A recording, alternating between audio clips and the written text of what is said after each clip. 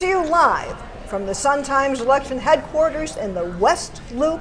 Welcome to the Sun-Times first ever election night special. It's election primary day in Illinois. Lots of big races, lots of numbers we're going to give you tonight, lots of future politics that we can discuss. So let me just tell you where you are. You're in the Sun-Times newsroom. Behind me you see people working on all kinds of platforms for tonight's delivery of all the election results in federal, county, and other local races.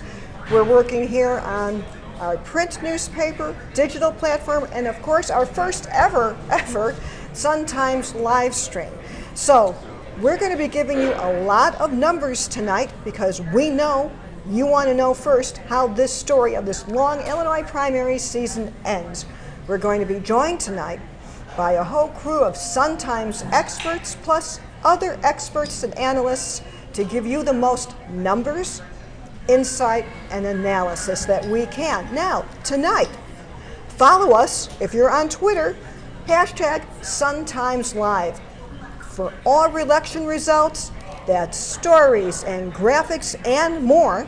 And to tell other people about this live stream, please go to suntimes.com. Now, let's get this started because I'm going to be joined as a co-host with Tom Bevan, who is the co-founder of Real Clear Politics. Tom, we've got a lot to go through tonight. Let's just maybe say what some of the biggest races that we're going to be looking at. Want to start with governor? Sure. Well, it's great to be with you, Lynn, and this is exciting. This is going to be a lot of fun. I think obviously the governor's races are the big ticket items tonight, both on the Republican side and the Democratic side.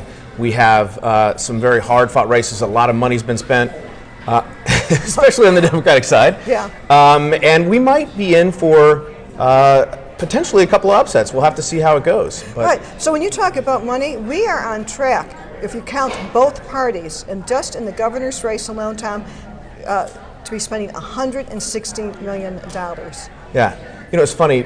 In 2014, the Republican primary, Bruce Rauner set a record for self-funding. He spent $6 million up to the primary. J.B. Pritzker spent $70 million thus far. So how things have changed. I mean, that's a pretty dramatic increase in the amount of money that's been spent. I mean, okay, so let's look at the storylines that we're going to be looking at tonight. One of them will be money, because and we don't know yet because the polls don't close for another half hour, if we find that it does end up the battle of the billionaires with J.B. Pritzker winning the Democratic primary and Rauner, this could end up as much as some presidential elections have in the past, and it may be even more expensive. I think, what was it?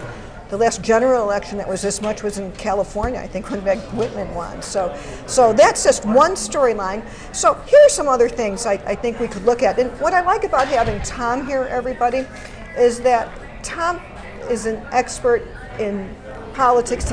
Real Clear Politics is a national organization, and Tom can help translate what Illinois' primary means on the national scene. I hope, I straddle all these worlds. Being the Washington bureau chief, I know from local to national. My first beat was Cook County government.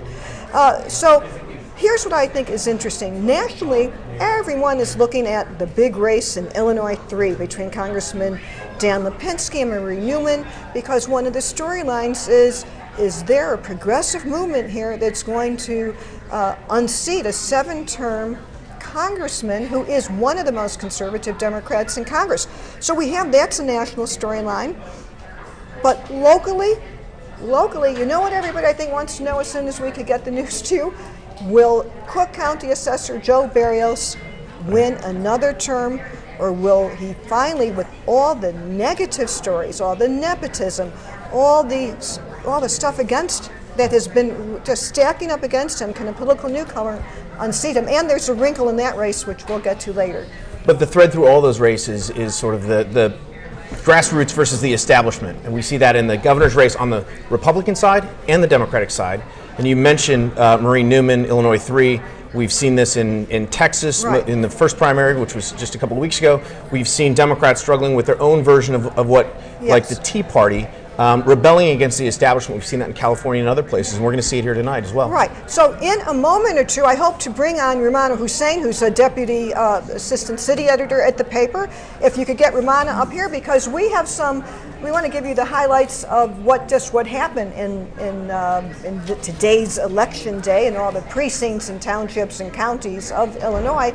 One thing that I think is kind of interesting for people to kind of know is that all these elections that we have are run by different municipal authorities. So let me just take a moment there to make sure, are we going to have, people are real busy in a lot of jobs here.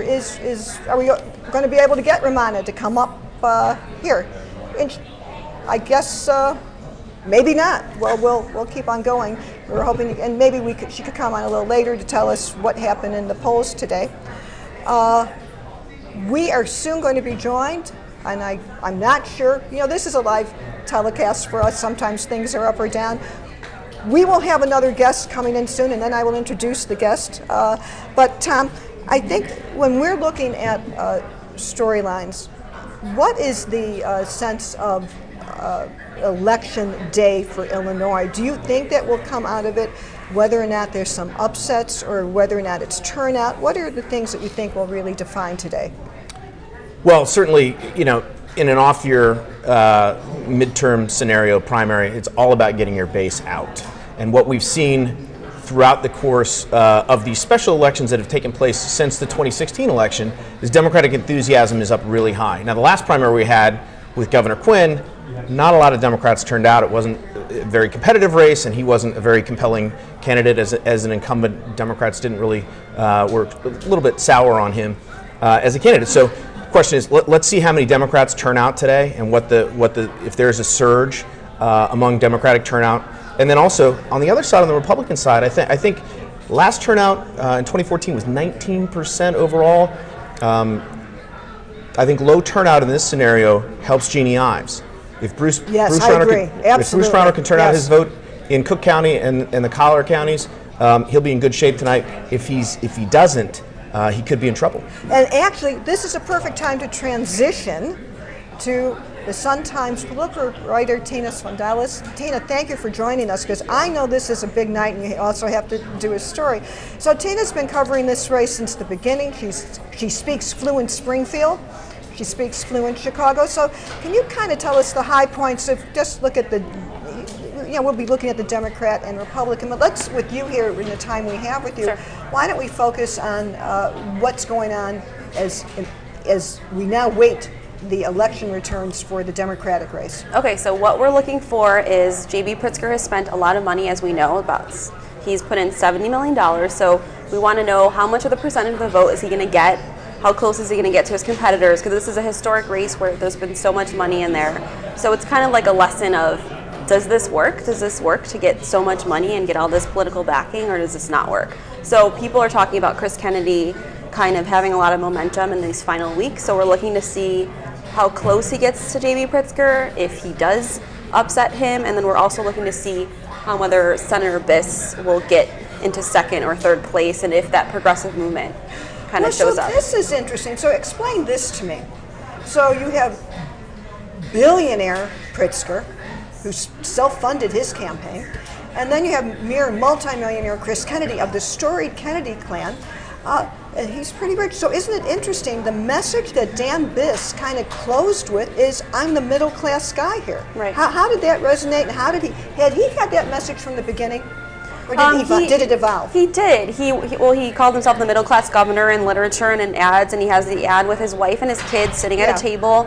He says he's the only. Compared to those two, everybody's middle class. Right. Well, they show his home. You see his tax returns. Yeah. He's a state senator, so he made $35,000 in the last tax return because of the budget impasse. So he has clear proof of not being a billionaire, not being a millionaire. So there's your clear proof of his money, and so he kind of resonated with these people. A lot of people. I live on the north side, and people like in Alderman Pawar's area are very pro Senator Biss. So he kind of targeted like these kind of progressive pockets of Chicago.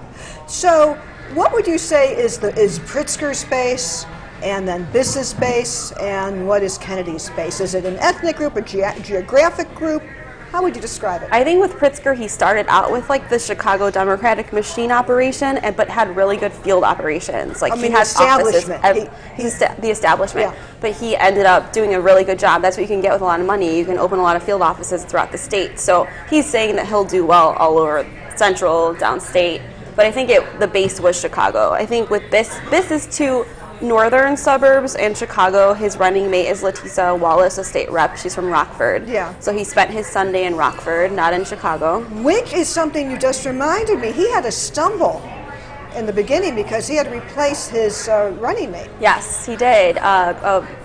Forgetting his name at this point, but he's an alderman, and there was something that they dug up from his background, and they had to drop him. I think there was I a know what it was. situation. It was over it was a matter dealing with the divestment movement in Israel. Yes, there we go. So that is what Carlos. I'm blanking on the name, but he stumbled in the beginning. Yes. But I know you're up in that neck of the woods too. I actually live in Evanston, and Dan Biss is in our neighborhood, and obviously he's going to do very well in our precinct. Yeah. But my question is, Tina, Pritzker had this story break about his offshore tax shelters. He sort of struggled in that final debate. The first 15 minutes were spent, answering questions about that with the other candidates, sort of calling him a liar and whatnot. Okay. How much did that hurt him here in the closing days, if at all? We don't know, because this is pretty rare that such a story would come out with 2 weeks to go before the campaign. So I feel like today will be the true test of that. But you did see in those answers, it was kind of, I'm not saying anything new, and I'm not revealing new information. So I think that was their strategy of we can't really squash this, but let's not really answer any questions. So it's up to the voters, I think, to think, are there mysteries with his wealth? Which there are, because any billionaire has some mysteries with their wealth. So it's up to the voters to decide whether that's enough for them not to vote for him. Mm-hmm. So one thing, I was looking at what Juliana Stratton, who is J.B. Pritzker's running mate, and all three white male candidates have African-American running mates. Today, and this goes to the importance of the African-American vote, which I'm sure we'll be talking about tonight, Juliana Stratton had 12 election day stops, and almost all of them were at places looking to turn out the African-American vote. She was starting from 69th Street and the Dan Ryan overpass to the Orange Line, the Green Line, Manny's Deli. How can you not do election day in Chicago to Manny's Deli? So she made that one. And then she met with Leslie Harrison. I guess my point is, these Blagojevich tapes, which had J.B. Pritzker talking about race and politics in kind of a raw way, what do you think was the impact? I think there was an impact at the point of when, I guess there's two versions of it, but when this one with the derogatory comments about African Americans, he did go on an apology tour. The campaign said it wasn't an apology tour, but it was an apology tour. And it was an extended one. Like, I went to a luncheon a couple of weeks ago, which was pre-planned, but it was about 500 African American women, just to kind of show the force of these are women that still support him. So he did struggle with that, but there are a lot of African American women that still say that they support him. Right. We'll see in exit polls is what we really want to know, right? We do. Well, I'm going to ask Tom a question because I know you've got to go write your story. Tina will be joining us later, much later. We're going to keep her as long as you can tonight until we get answers. Anyway, Tom, so my question to you is, when you look at this three-person field, who cancels who out, do you think, most? I mean, who cannibalizes whose vote, do you think? Well, that's a good question. I mean, I do think, J.B. Pritzker is I think lucky that he's running against a couple other candidates that are going to divide the vote. That could be very helpful to him. You look back to Bruce Rauner when he ran the Republican primary in 2014, divided field, he won by 3 points. He's only running against one opponent tonight, so that may actually be a negative for him. But it's going to be hard to say. I think the African American vote is going to be key, and the question is whether Pritzker was able to repair those relations enough to get that vote to turn out and not to have it migrate to another candidate, probably Chris Kennedy. Right, and if Chris Kennedy, conversely, had enough time to do anything, the the segments of votes here, especially when you look at what the BIS coalition might be, you know, it would be probably younger votes too, the college counties. I understand he has been spending time downstate because that would be, if he's positioning himself as the most progressive candidate, right. When we look at election returns, I think we'd want to look at those places where there's a lot of students who vote, and students tend, usually, if they're going to vote in the Democratic primary, you know, if they're a going to little vote. bit. If they're going to vote. But this has very much got the sort of, you know, his coalition is well-educated, right, upper-class, white liberal vote. And then, you know, how much beyond that can he expand his vote to see where he ends up tonight. Keep your thought. We have a new panelist with us. We have Mitch Armentrout, who is a Sun-Times reporter, who is our expert on the Republican governor's race. I know you're going to be writing about it tonight. So just give us the top lines, big highlights, turning points. So we've got a very vulnerable incumbent governor in Bruce Rauner. He's been billed the worst Republican governor in Illinois by the National Review. Really, this candidacy by the challenger Jeanne Ives, she's a state rep from Wheaton, and she's really fed off this conservative backlash following his signing of HB 40 last summer, which expanded public funding of abortion. So she's trying to paint him as you know, a too left of central for a governor, for a Republican, and you know, as of a few weeks ago, Rauner he really hadn't shown much concern. He was basically looking forward to a general election matchup with Pritzker, but these last few days we've really seen him kind of make a last-minute push to try and bolster his credentials as a conservative. So I saw one of her closing ads. She says Trump is one. You know, she positions herself as the Trump candidate, and we all know that Rauner's been wobbly on Trump. What do you think the Trump factor will be here? Well, we know that Rauner is obviously trying to kind of get a little bit of that Trump factor going for him. Just last night, his campaign started putting out robocalls from Newt Gingrich, who obviously is a part of the Trump team. Yeah. So again, he's just trying to push back against being labeled, a Republican in name only, a rhino, as the Ives campaigners have tried to. And also, he just vetoed that gun bill, too. Right, yeah. Just a week ahead of the primary, he vetoes gun legislation that would require gun dealers to go through a state licensing process, which, you know, his team said that they had to take 2 weeks to kind of study what this bill would do. Whereas, you know, Jeanne Ives and a lot of his, opponents on Democrats, too, they kind of said that was purely a political move. So take that as you will. So we're getting near the end of our time together, because I know you too have to write a story. The message that she is saying, her main message is, I'm the true conservative.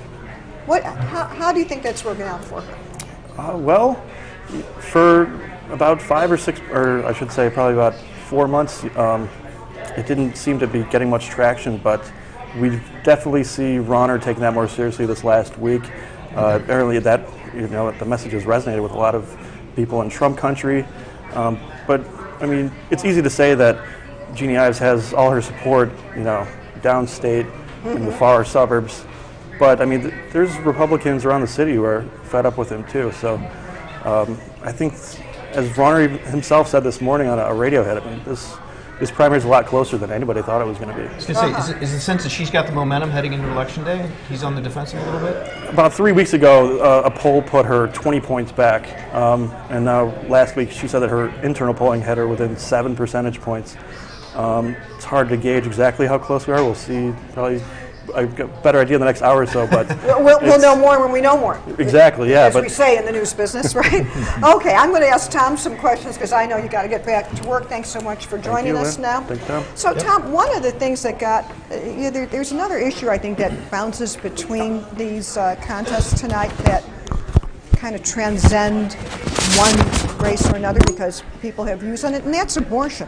Abortion is, in one way, what might have animated the jumping in of Jeanne Ives into the race when Rauner signed that abortion-related bill. Abortion politics is very big in the Newman-Lipinski race, too. What's your sense of how this will play out? Well, on the Republican side, it just really. I mean, we're going to have Alex do the mic. Think about the two issues that Rauner is accused of deserting his party, right? Abortion and immigration, two of the biggest hot button issues for conservative Republicans. And it absolutely caused Jeanne Ives to get into this race. There's no question about it. She felt, she's representing the group of folks out there that think Rauner betrayed them. He said he wasn't going to do it, he did it. And so there's no question that is a big part of the backlash that's going on against him. On the other side, you've got Dan Lipinski, one of the very few pro-life Democrats left in the country, anywhere in the country. And Marie Newman is being supported by, Planned Parenthood, Kwame Raoul, all those folks.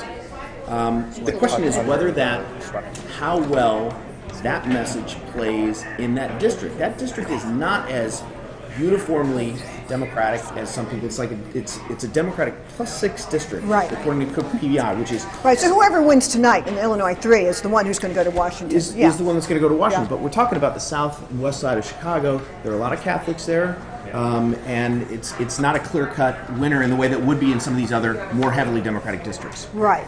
So, ladies and gentlemen, we have little less than 10 minutes until the polls close, and joining us now to tell us how things went out in the precincts today, if there are any problems or anyway. Welcome, Ramana Hussein. I know you're our assistant deputy city editor.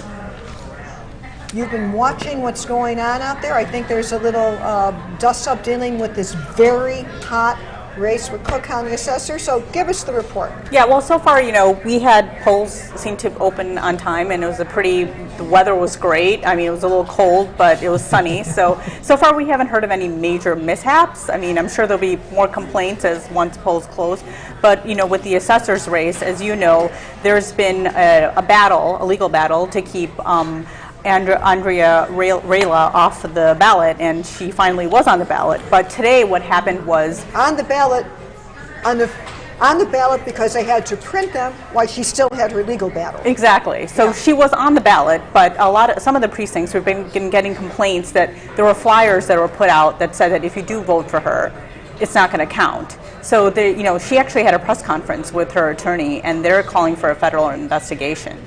So that's the big kerfluffle that came out of it. Who did this dirty trick? Well, we don't know. Well, what happened was that the Chicago Board of Elections said that there was texts that came out that said to the election judges that said put these flyers out. But then they said that this was before her name was put back on the ballot. So they said that they put 6 additional text messages to the election judges telling them, hey, no, cancel that. We don't want those flyers out there. So there was some sort of mistake, a snafu that was out there right now. So they're admitting that, the Chicago Election Board. So if this is a close contest tonight between longtime assessor Joe Various, who's also Fritz Kage's on there also. Yeah. Political newcomer. What if it's close? And what if there are these other votes? I think there might be some questions. I mean, right now, Rayla is basically, her attorney, Frank Avila, had said he's calling for a halt of that race and saying that there should be a special election in the future. So that's like the big thing that's happening, and the Chicago Board of Elections said that there was only a handful of precincts that have complained, and there's about over 2,000 precincts in Chicago alone. So I think I heard something in my ear, but it didn't quite come through. So if you could say it to me again, I asked Ramana just another question about the mechanics of the day. Do we have any idea yet about when we might be getting some results? The polls are going to close in just a few minutes? Just a few minutes. So I would think right after 7 o'clock. I mean, not right after, but maybe half an hour to 8 o'clock. I think they usually start coming in around that time. So we're waiting, and we might be hearing more complaints. People might be saying, this didn't happen when I went in to vote, or this didn't happen when I went to vote. So the complaints may be coming in as well. Well, speaking of the vote, one of the remarkable things is the early vote. It was just so big this year in both the city and the county, overwhelming numbers. But here's what we don't know. And Tom, let me talk to you because I know you're going to have to go back to work. This is work. Wait a minute, everybody. This is work. Everyone's working here. But what's interesting in voter behavior is that people now have a lot more choices in how they vote. It's not voting day anymore. The only thing that's true is that this is election night when you count the ballots. So we had extraordinary number of people taking advantage of this option in the city. The ward with the biggest use of the early vote.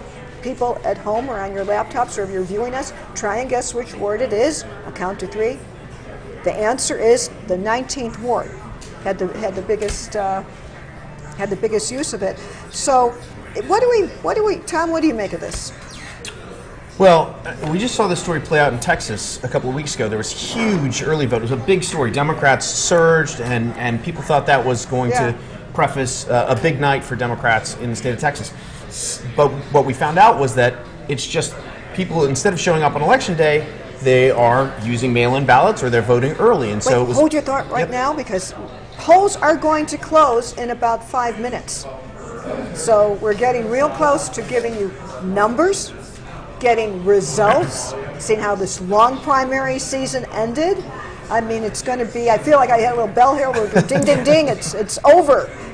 You know, all we know is that we don't know yet how the story ends. But please go on, I didn't mean to cut you off. That's okay. So, same story here is whether these early votes, the surge in early voting represents an actual surge of Democratic voters, or whether it's just cannibalizing the regular Democratic vote. People are just taking advantage of other methods. We won't know the answer until all the votes are counted, but that's absolutely something to keep an eye on. It. So when you kind of look back at what happened today, we had good weather, turnout may or may not be good. This is so far a glitch-free, at least the execution of the election. So far, we haven't heard everything yet. And this is why I think I started a few moments ago, is that when people wonder why can't we just get election results like that, after all, it's 2018, the answer is we have 102 counties in Illinois, plus a few other election authorities. Even in Cook County, we have the Chicago Board of Elections and the Cook County Clerk. It takes time to put all this together, and especially when you have races that are in multiple counties, multiple jurisdictions, like in these congressional races, it just takes time for everybody, to get all, the results that we need on here. So I know we have some other. How close are we? I think we have 3 minutes and 19 seconds until the polls close. Right. So I want to jump back to the governor's race right now. What do you think is going to be the factor in the end that might have motivated people? You saw all the commercials, all the direct mail. Do you think it was the negative hits on each other, or where Biss talked about independence, or is it Madigan? What do you think are the factors? This is a little bit sort of against the conventional wisdom, but I find the more we look at these races, the less money seems to matter. You think back to Georgia's special election where Democrats spent $50 million, came up short. In the Texas primary a couple weeks ago, we saw that in a lot of these races, the people who spent the most money, the self-funders who spent the most money, didn't even make the runoffs. We've seen crazy amounts of money spent here. And I just think at some point the money doesn't matter, because folks like Dan Biss or Chris Kennedy can use Twitter and Facebook and some of these other platforms to reach voters in a way that they haven't been able to before. Well, I want to ask you this, because you're not a political reporter. Read this. What resonates with you in political communication? Is it a text, something on Facebook, direct mail? I'm a reporter, so I probably, I'm reading the stories, but a lot of people do use, I think, Twitter. Especially a lot of the millennials, a lot of people who are younger, they do go on Twitter and try to get, answers and issues. I think a lot of people do still go to newspapers and try to see, what the endorsements are and things like that. But I do think social media has changed a lot. Anyway, I'm going to say goodbye to you, because I know you've got work to do. And Tom, we're going to see Tom Bevan later. We're going to switch up now. And now we have 1 minute and 28 seconds until the polls close. We just had a report about a bit of a kerfluffle in the Cook County assessor's race, where there seems to be some dirty tricks. We'll see if it matters. And it would only matter if it's a close race between longtime Cook County assessor under enormous criticism coming through this election season, Joe Barrios, and political newcomer Fritz Kagi, who interestingly got the support of both the political, a lot of people in the political establishment, as well as people who were basically just were happy to toss Barrios out. 49 seconds until the polls close in Chicago tonight. Coming to you live from the Chicago Sun-Times, our first ever live stream. Please follow us on Twitter. Our hashtag is SunTimesLive for all election results.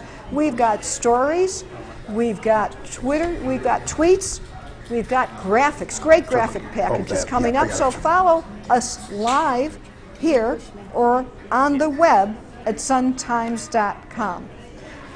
We hope to have a lot of numbers for you coming soon, as the polls are now this is very dramatic, we're in the countdown. It's like New Year's Eve for election, and with no one else to celebrate, as for us, right, political people, it's like New Year's Eve. And Mark, let me see, 4 seconds, a countdown clock. You expect the golden ball to drop, the spinning ball. Yes, Polls are closed. Here it is. We magically know We things did it. at that point, right? It's done. Let me introduce now our next guest, the expert columnist Mark Brown of the Chicago Sun-Times, and Mary Mitchell of the Chicago Sun-Times. She's also part of a new podcast, and I'll let her do a plug for it as soon as we get going. Let me do that first. What's your new podcast, Mary? Podcast. I'm co-hosting a podcast called Zebra Sisters, along with educator and former Chicago Sun-Times reporter and columnist Leslie Baldacci. It drops every Saturday around 10 o'clock, and you can subscribe to it by going to Chicago Sun-Times. Look up Zebra Sisters and subscribe, and it's free. Well, a lot will depend on turnout. I know Channel 7 is reporting that turnout is low, so why don't we jump in the governor's race, and you could game it out a little bit. Mark, if turnout is low, who does it help, who does it hurt? Well, I thought that on the Republican side it would help Jeanne Ives simply because she has that sort of conservative, motivated base. You never really know. I also think it helps J.B. Pritzker because the organizations are working for him. It really looks to me like he does have the best organization. And I think that if on the Democratic side, that accrues to his benefit. What I find interesting is we had so many early voters, but it's not translating into a very good turnout. Well, that's it. So what do you think is maybe some of the high points, turning points in the Democratic governor's race, and then we'll go the turning points? Yeah. The highs or the lows? What do you want? Well, you want go the highs first. Okay, Yeah. I'm going to go with the lows. The low point really was when we had all the attention got diverted from issues of the campaign into what's important for Illinois, and we had to talk about the whole race issue with J.B. Pritzker and the unfortunate remarks that he made about 3 African-American politicians. That was a real low point. And it really kind of, I think, tamped down interest in people coming out to vote at all. Chris Kennedy ran a terrible campaign. It was just kind of disappointing. Yeah. He does not have that Kennedy star power and charisma that I expected to see on the campaign trail. It was not there. He seemed to be pretty thin-skinned, but it didn't give voters, because all this attention was diverted to this race issue, it didn't give voters much time to really kind of digest what Kennedy's platform was all about. Let's, because in Washington, and I'm Washington bureau chief, so I have met a lot of Kennedys in my time, and where was this? What happened that he didn't have this? Is it the lack of sizzle, Mark? Is it that he was just so born? What happened to the Kennedy genes? Or do you disagree with Mary here? No, well, until I see some numbers tonight, I'm not talking about that. But I'd say he didn't raise money. He doesn't like. He's clearly a guy who didn't like fundraising, and he didn't like asking for money. He didn't like asking for money. And that we run into a lot of guys like that. No, it's hard. And it's amazing sometimes who likes to do it and who doesn't. And he's clearly a guy who didn't like to do it. He wanted to concentrate on other aspects of the campaign, and so he couldn't keep up with the advertising. Now, maybe he's caught up anyhow. I don't know until I see some numbers here in an hour. But this is basic stuff. This is basic stuff. I'm not even going to the commercials, okay? Because even in the commercials, the man sounded like he was mumbling. If I was in the other room, I just really couldn't understand what he was talking about. That's the first thing. Second thing, I live on the south side of Chicago. I saw J.B. Pritzker signs everywhere you look. that was stuck on the lawn. He spent $69.5 million. Of course. Even if you didn't spend $59 million or how much money he spent, you could put some signs up. I didn't see Kennedy signs. Well, signs are expensive. Well, you know, I mean, but if you're going to run, you're going to have some signs. That's kind of 101. Well, you got to have some advertising too. So let's move over to the governor's race, and then we'll go to some other the Republican side on the governor's race. Since we're talking about the African American vote here, do you think there's any interest in Rauner or Ives in the base vote? Rauner, I think Jeanne Ives scared the hell out of African American voters. I mean, she's so conservative that even if you were tired of Rauner, and maybe you thought you didn't like Pritzker because of those racial remarks, and you didn't know too much about Kennedy, Jeanne Ives, you're going to run and vote for one of these Democratic guys because Jeanne Ives, just her scary commercials.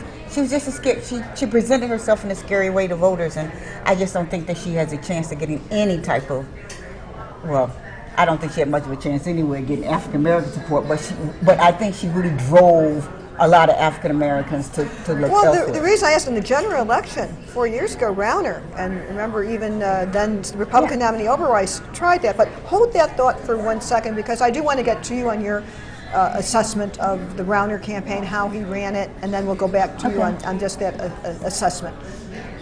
My assessment of how he made a mistake by taking Jeanne Ives too lightly until too late here in the race. Now, he brilliantly, lied about who she is and what she's about by making her out to be the Madigan candidate. Oh, she's scary, but not in the way he says. He made her out to be the Madigan candidate. Anybody who knows her in Springfield knows that's not the case. Yeah, that was pretty funny. All of a sudden, it stuck. She admitted yesterday that it's something that she's had to overcome, and if she ends up on the short end tonight, that'll be a big reason. So he was able to pick out the little phrases and things she said in the past that made her look like a. Yeah, she got a little too cute in that Tribune editorial board, probably, and it seemed right at the time, but boy, they sure exploited it expertly. Let's move on. We haven't even touched this one yet. The big Attorney General Democratic primary, and we have it on the Republican side. Lisa Madigan, who's been Attorney General somewhere shy of forever, decided not to run again. She decided late. We have 8 people running. Now that the polls have closed, I guess we could say two frontrunners seem to have been Pat Quinn, the former governor, who decided to get in, and State Senator Kwame Raoul. But what was the essence of that campaign, and why did it turn into kind of a 2-person race? And maybe you disagree with me. Again, we don't have numbers yet, but Mary. Okay, so we have a lot to do with. We have a lot to do. I think the media were making it a 2-person race, but I didn't think the 2 people would be Pat Quinn and Kwame Raoul. It was Kwame Raoul and Sharon Fairley, in my mind. Yeah. Those 2 were the ones that would emerge at the top. Pat Quinn, he's sort of like your uncle that stays too long after the holiday party. That's the kind of guy he is in this campaign, but people know him and they like him, and so therefore he has name recognition. Right. So all you have to do in these races is win a plurality. So even if he gets, I wouldn't be surprised if this winner, he never, even though he was ahead, I don't think he ever broke 30% or something in a poll. He could end up being the nominee with 25, 28% going out there. So what is interesting, though, is I know the newspaper endorsements went to Sharon Farley. She's an inspector general. I just think she's so unknown. Even within this city, it was just hard. Okay, yes, and that is the truth of the matter. She is unknown. And as you know, Mandy, having worked on endorsements for a long time before you went to Washington, that when you have a great candidate, and she presented very, very well, she did took a tough stand when she was over at IPRA. She has, I think, raised her profile dramatically because of taking that role with the city, for the city. But getting her name out there, that has been pretty tough. And so what's helped Kwame Raoul, I talked to some of his team, even though he's based on the south side of Chicago, because he is a state senator, he has a statewide network of friends And I think he had the endorsement of, I think in Madison County, chairman, and Madison County has big African American base there. Mark, how do you again, mostly what he got is he raised a lot of money because he's an incumbent state senator who the party backed. So the labor unions all got behind him. He raised a lot of money, and he made some nice TV ads that introduced him to people around the state. And unfortunately, he attached himself to Barack Obama. All his I saw that. All his commercials sort of that always works. And then what was the tagline on those commercials? I'm Kwame Raoul, and this is the work of my. This is the work of my life. That's the work of my life. It's a great little tagline. It doesn't mean anything, but it just kind of is kind of catchy, you know. I just want to give a little news. I'm just getting started. This is the work of my life, and I'm just getting started. That was the. Hold all your big thoughts, because I have a little breaking news just to give up here. The city election board, Chicago Board of Election, and this follows up on the discussion we had with Romana about this kerfluffle over the third candidate, Andrea. I'm not Raelia. I hope I'm saying her last name right. Being on it, and what might have been a dirty trick, City Election Board sent out a text to judges that said a vote for Andrea Raelia won't count. It was an error, but it may well cloud this race tonight, especially if it's close. So, whoa, there's no way that you can say that this was a fair contest if at the very day of the election day someone makes a mistake and says the votes won't count. That's terrible. I don't think there's any way to mitigate that except have another election. I don't know that there's a provision that allows you to have another election. I don't know, but I totally agree. Wait, so this was a major screw up, I have no idea how it could have happened. It's just terrible. Because they discounted her all along. She was discounted. It started with the challenges for for her nominating petition, and something's wrong with a system where you can drag on and on and on and on like that up until the day of election. So here's what I bet: if this really messes up the outcome of this race, we will have all kinds of legal analysis if it's close, court challenges. After all this, wouldn't it be something that Barrios wins because of this? Here's a little prediction that somebody will go to Springfield and say, you got to have some law that once the ballot is, to get the judges and the legal system in sync with the very real deadlines of having to print ballots. An expedited appeal system that just resolves these things in time for ballots to be printed and to be put in the system, because ballots have to be sent out relatively long time before today. Right. So if you haven't made a decision one way or the other whether or not this woman's name can be on the ballot, then it's just too late to wait until. We didn't find out about this until last week, last Wednesday?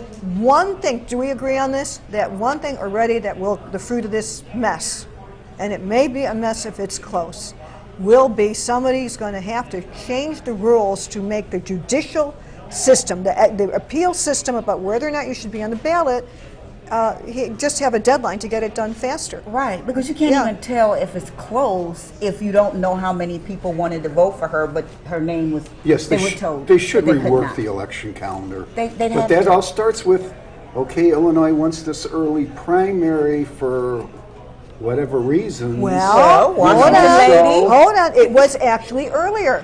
Now, this is like my little trivia question for the night. Hold on, ladies and gentlemen out there. You can make bets among yourselves.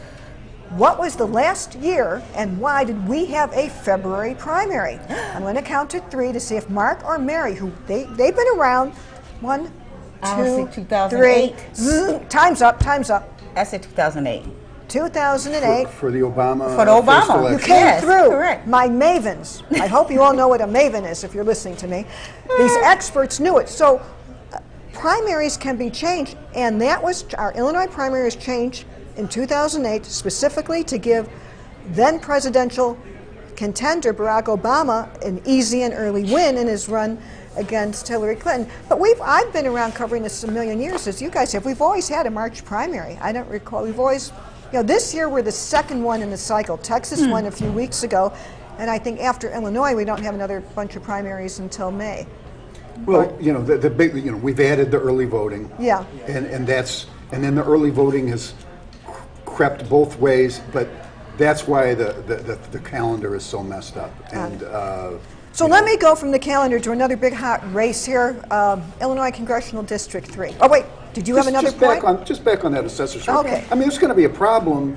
It doesn't have to be a close election, because Andrea isn't going to be close. She is going to be almost off the, she's not going to hardly get any votes. But the fact remains, she should have. It's not fair. It wasn't a fair election. That's the whole thing. The people are being handed things to say their votes don't count. Now, supposedly they cleared that up at some point in the morning, but it's just bad. So when you went to vote, did you hear any people, or did you get? Are you No, early voters? I got a text from someone because I wrote about this for my column today. I wrote about the fact that overall it was not a fair situation, simply because there was a problem with her name being off the ballot, then back on the ballot, then off the ballot, and back on the ballot. So we're still waiting for election results, but let's turn to that 3rd district race real fast before we get to some counting. No. 3rd district, I didn't mean 3rd district, 3rd congressional district between Marie Newman and Dan Lipinski. That's another one of the hottest races. Right. One of the problems there, here's a good thing about that contest. If you don't like how your representative represented you, you ought to kick them out. And that's what this is about. This is about people believing that Dan Lipinski did not act like a good Democrat. He did not do what his constituents wanted him to do, and therefore they are now trying to get rid of him. That's how it's supposed to be done. I think that's the process. The real term limits are called elections. Exactly. But when you don't do it, when you complain the whole time about what your elected official is doing, and you continue to go back and elect that person over and over again, that's a problem. So Dan Lipinski is getting they want to get rid of him. That's what we'll this whole see thing what is happens, about. and that will be a big test tonight in the Lipinski-Newman race. It's who's going to win, the machine or the movement. Right. That's what that's about. That's true. Now, that's true. Why we keep that big weighty thought with us, let's go back to gritty county matters, and I want to introduce now Rachel Hinton, who is our Cook County reporter. She's been reporting on the race between Tony Preckwinkle and Bob Fioretti, and I just want to let you know I'm very fond of the county. It was my first beat, and that's where I kind of learned all about the property tax system and the difference between a levy and a multiplier. But you're here tonight to kind of give us a sense of this, the Preckwinkle race and what got her contenders. So Rachel, take it away. Sure. So Bob Fioretti, a former alderman for the city, he faced, or we previously reported he faced an uphill battle in this race. But according to a Victory Research poll that was released yesterday, it looks pretty close, with 17% of people still undecided. Wow. So Preckwinkle was at 42% in that poll. He was at 41, 17% undecided. Wow. And he hardly had a campaign. Just closed. Yeah. Whoa. So shocking. This will be a race to watch Let's now if remind that poll is people, correct. what's his main issue? The pop tax. So he's still running, even though the pop tax fell flat, I believe, in October. Like a fizzle, But, it fizzed out, fizzled out rather. So people are still, the anger or malaise or melancholy, whatever you want to call it, is still kind of lingering on. And so that has been a major part of his ads and part of his conversations, I believe, with voters. Yeah, but I think voters are I think they're really disappointed with the fact that they trusted Tony Preckwinkle. She got in because her predecessor, Todd Stroger, put in a penny covered tax. Todd's father. Did you? Yes. Right. He put in another tax that people hated, and she came in. That's right. And then so she came in and said, "I'm going to get rid of that tax." She brought it back. And he gave him the boot. The voters booted him out, put her in, and now they feel betrayed. So I think she's getting some backlash here from voters who are just fed up with taxes. But Rachel, tax fatigue. A lot of people have said, many of the county's residents are tax fatigued right now. They don't want any more taxes. And also people could see it. I mean, when I really searched to get my 99-cent liter of Diet Cola, and then when I was here visiting, I was at some relative's house, and I thought I had to pay like 50 cents. I'm like, dang, so people see that tax. But can you explain to me, we know, and we'll get into it more tonight, that the beverage industry went and went and really bankrolled some of these Cook County races when candidates got in partly on this issue. Why didn't they back Fioretti? Because that's what happened there. They didn't, and I think that's a good question, and I think it'll be interesting to see what happens tonight in those races where the American So let's run them down. So Association can you tell us what are the big contested Cook County board races? Let's start with that first district First here. district is Richard Boykin, the incumbent, which is on the west side, represents parts of Austin and Oak Park, facing off against Brandon Johnson, who is a CTU organizer, an organizer with the Chicago Teachers Union. Yeah. And then we have the 7th district, which is Alma Anaya versus Angie Sandoval, as well as one other candidate, I believe Raul Montes. Yeah, but those two have been on TV. There's some money in that one. Yeah. Yeah, there's, again, the Beverage Association has put money into that race too. And then we have the 12th district, which is John Fritchie, the incumbent, facing off against Bridget Degnan, who would be like a first-time politician. Yeah, a lot of money in those. So are there really, is this one of these cases too where it's a progressive against more establishment candidate? Is this a pure beverage industry play of trying to save? Because doesn't Boykin have some local issues and kind of explain that, or Mary, can you jump in? There's other things at play for this case, right? Well, in this case, it's pretty shocking to me that Richard Boykin should be fighting for his seat. Okay, and the reason for that is because it wasn't just that he stood up against the soda. He was very outspoken against the soda tax. It wasn't just that, but he's been very outspoken when it comes to violence in the community, and then when it comes to employment, mass incarceration, issues that are at the heart of African American community. He has been at the forefront of. So to see the beverage industry run a candidate against him and really make some headway, it's surprising that they're able to do that. I would be very surprised if they're able to take him out. Right, so while we've been talking, Rachel Hinton, our Cook County reporter, has had to go back and work her stories, because what you see in back of me right now is a working newsroom. We're at the Chicago Sun-Times newsroom in the heart of the West Loop. So you're seeing reporters who are working on a multiple of news products, credible news products, highly reported news products. Okay, and that means for print people, Mary and I have come up through print. We still have to have, Mary will leave us shortly to go back. She's got to write a column. I get off easy tonight because I don't have to write anything. I'm here, which has its own issues. But you're seeing people working on our website, on our digital and graphics package. Tonight, please follow us. If you're on Twitter, our hashtag is Sometimes Live for all the election results. Terrific graphics.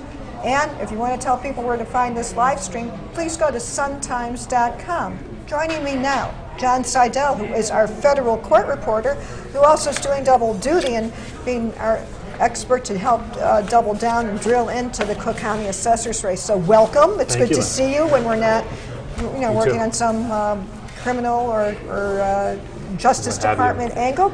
So tell us what is really, what did you learn in putting your story together about the assessor, and what do you think is really going on, and if you have some views on the Andrea factor here? Yeah, I mean, it's really kind of hard to say where things are going to go tonight. Of course, there seems to be a lot of momentum behind Kagi, a lot of defections toward Kagi, and a lot of people waiting to see whether or not there will be a blow to the machine tonight. Yeah. But of course, we've had a little bit of a snafu with the City Board of Elections today that could potentially put a cloud over anything that happens So tonight. this is really, Mary and John, this could be, so when we talk about the headlines coming out of this thing, because we all know that, we usually it's a winner and a loser. And what you always look for in election nights are the things you can't predict. That will really be something now. Yeah, I mean, she's not going to go away because she's been fighting the whole while to get her name on the ballot. And she keeps raising this issue of this is the year of the woman. Yeah. But look at what they're doing to me. This is the first time that, a woman has ever ran for the assessor's office. This has been her message, but she couldn't get her name on the ballot. So now for the authorities in this case to be at fault. Yeah. For the clerk's office to be at fault here is a big problem. Well, so one thing we're going to know very soon, we're going to have numbers very shortly, so please do go to suntimes.com because we're going to start populating all the beautiful graphics that everyone here has been working so hard to put together. And so I would say, just to be safe, why don't you just go to suntimes.com, maybe you're there, whatever device you're listening to, stay with us, man. Women, come on. Just get over there because we're going to start giving you numbers. We got analysis here. I want to go back, though. John, since you also do courts, would this be necessarily like a civil rights violation? Is this a federal case? Well, she's certainly trying to make it one. Yeah. I don't know if it'll go into the federal courts. I could see it into state court and Cook County court. In fact, in talking to people tonight, I think that's likely where we're headed here. No matter what. No matter what, because as you said, she's not going to go away. She's not going away. I wouldn't go away. Would you go away? And she has a fresh issue here. I mean, they were calling for a special election last week because going on and off, and now back and forth. And now we have this issue, which was the Board of Elections in Chicago that sent out a text this morning to the judges, indicating to people that a vote for Raoul wouldn't count. Right. Of course. But I want to go to the core issue. Joe Barrios has been the subject of exposés every now and then. It's as regular as the seasons come and go. There's something. It's either he has relatives in office or all these stories and analysis about how the system of assessments is uneven and unequal and tilts towards the rich. How come he just kept going on? Give me, if you can, kind of a quick answer, John, because we've got... Sure. I know you've got to go, and we've there's got probably to a lot moving. that goes into it. I mean, as has been mentioned, I mean, he's kind of a key part of what's been described as the Cook County machine, the Democratic machine, and also he's got the name recognition as well. People know that. And name. it's a famous name in Chicago politics. And he has history. He has legacy. While you tell me about history of Barrios, John, I know you've got some work to do, so Mary and I are going to catch up as we talk about whether or not the assessor's swamp will be drained. John, and hope we'll see you on the other end when we know what happens in this big race. Thanks so much. One of the biggest of the night. So, Mary, when we're talking I'm just saying, Joe Barrios, he's the first Latino elected. Is he the first? Yeah, yes. So he goes back in the day. So he goes back in the day. He's made friends along the way. And he's the party chairman. He's chairman of the party. So who's going to turn against him? Who's going to turn on him? Aldermen still supported him. I was shocked that Cook County Board President Tony Preckwinkle. Oh, our reformer Preckwinkle? Yes, she supported good government him. Preckwinkle? Yes. What was that all about? Well, because he is head of the party. Are you going to turn on the person that's the head of the party? Yeah, hello. So I just think that he just has been able to... when we talk about reform, it takes more than one person to reform. They'd have to come together as a caucus of a group and talk him out. They should have talked him out of this race. He should have asked him to retire, move along. That'd have been a nice thing to do. But instead of that, he's going to go kicking and screaming. And Katie, because of this whole mess up with Andre Raoul, he now has a really good shot at taking Barrios out. All of a sudden, though, if Barrios plays the victim, wouldn't that be something? Yeah. Oh my God. Now, moving along to these really big state legislative races, I want to introduce now,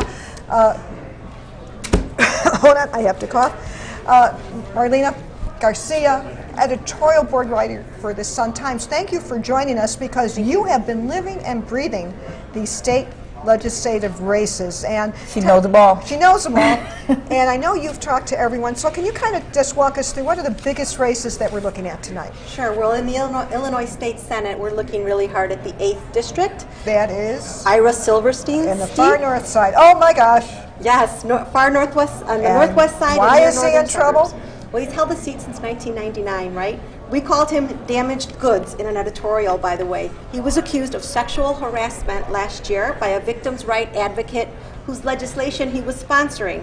It's important to point out that after the General Assembly got around to appointing an Inspector General, the IG found that Silverstein was not guilty of harassment, but had behaved in a manner unbecoming a legislator. Oh, so there is a distinction. Sure, sexual harassment is one of the biggest topics going on in our society today. Absolutely. The whole Me Too movement swept it. And remind me, in the course of the evening, we want to talk about how this impacted Mike Madigan, who's the state party chairman and the speaker.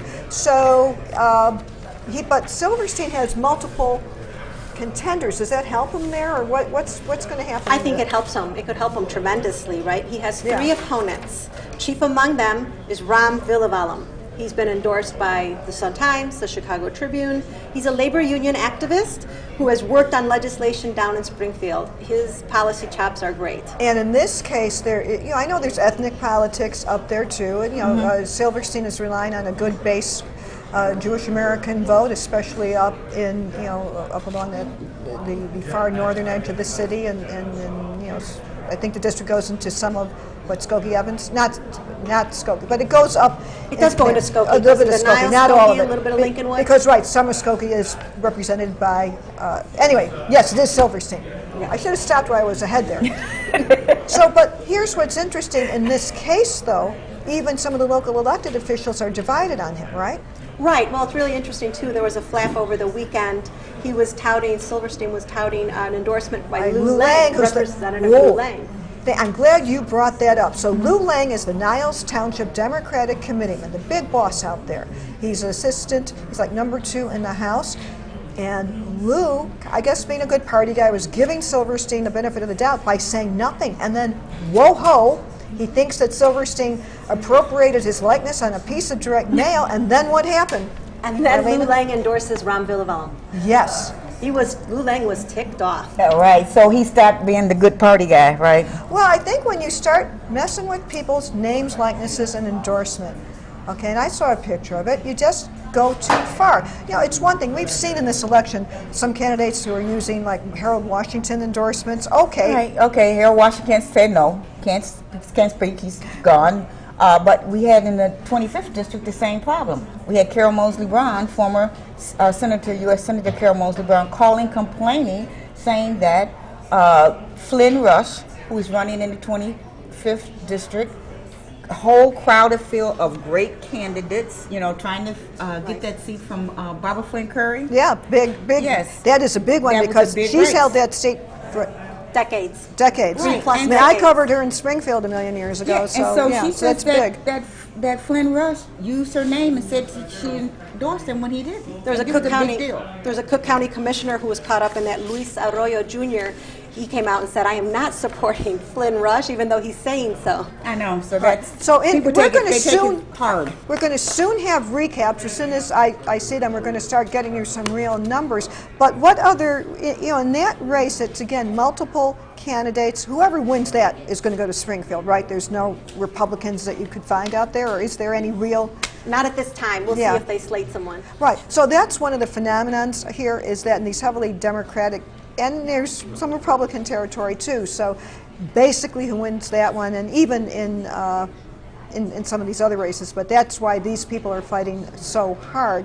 Because once they're in there, if they win the primary in that district. Did Barbara Flynn Curry endorse a successor, or did she stay out of it? Do you know? If you don't know, I do not know at this time. I do not know, but I know that I did get calls from some of her constituents, and they complained that when they called down to her office and asked for who was she supporting, she wasn't supporting anyone. And I got calls like that last week. Now the alderwoman, Leslie Hairston, is backing Adrienne Irmer over in the 25th District House. And we endorsed Adrienne. Wow. We did. And at the last minute, they played dirty tricks with her too. They had a piece of mailing, they go out. There was a lot of negative mailings in these campaigns. Well, in that race, there's 7 candidates, right? Right. And that has to be too close to call. Can you just move over a little bit so I can see? Course. I want to see if we have, no, not yet. I was just looking to see if we had some numbers coming in, so don't think I'm rude. Still at 0%, but not yet.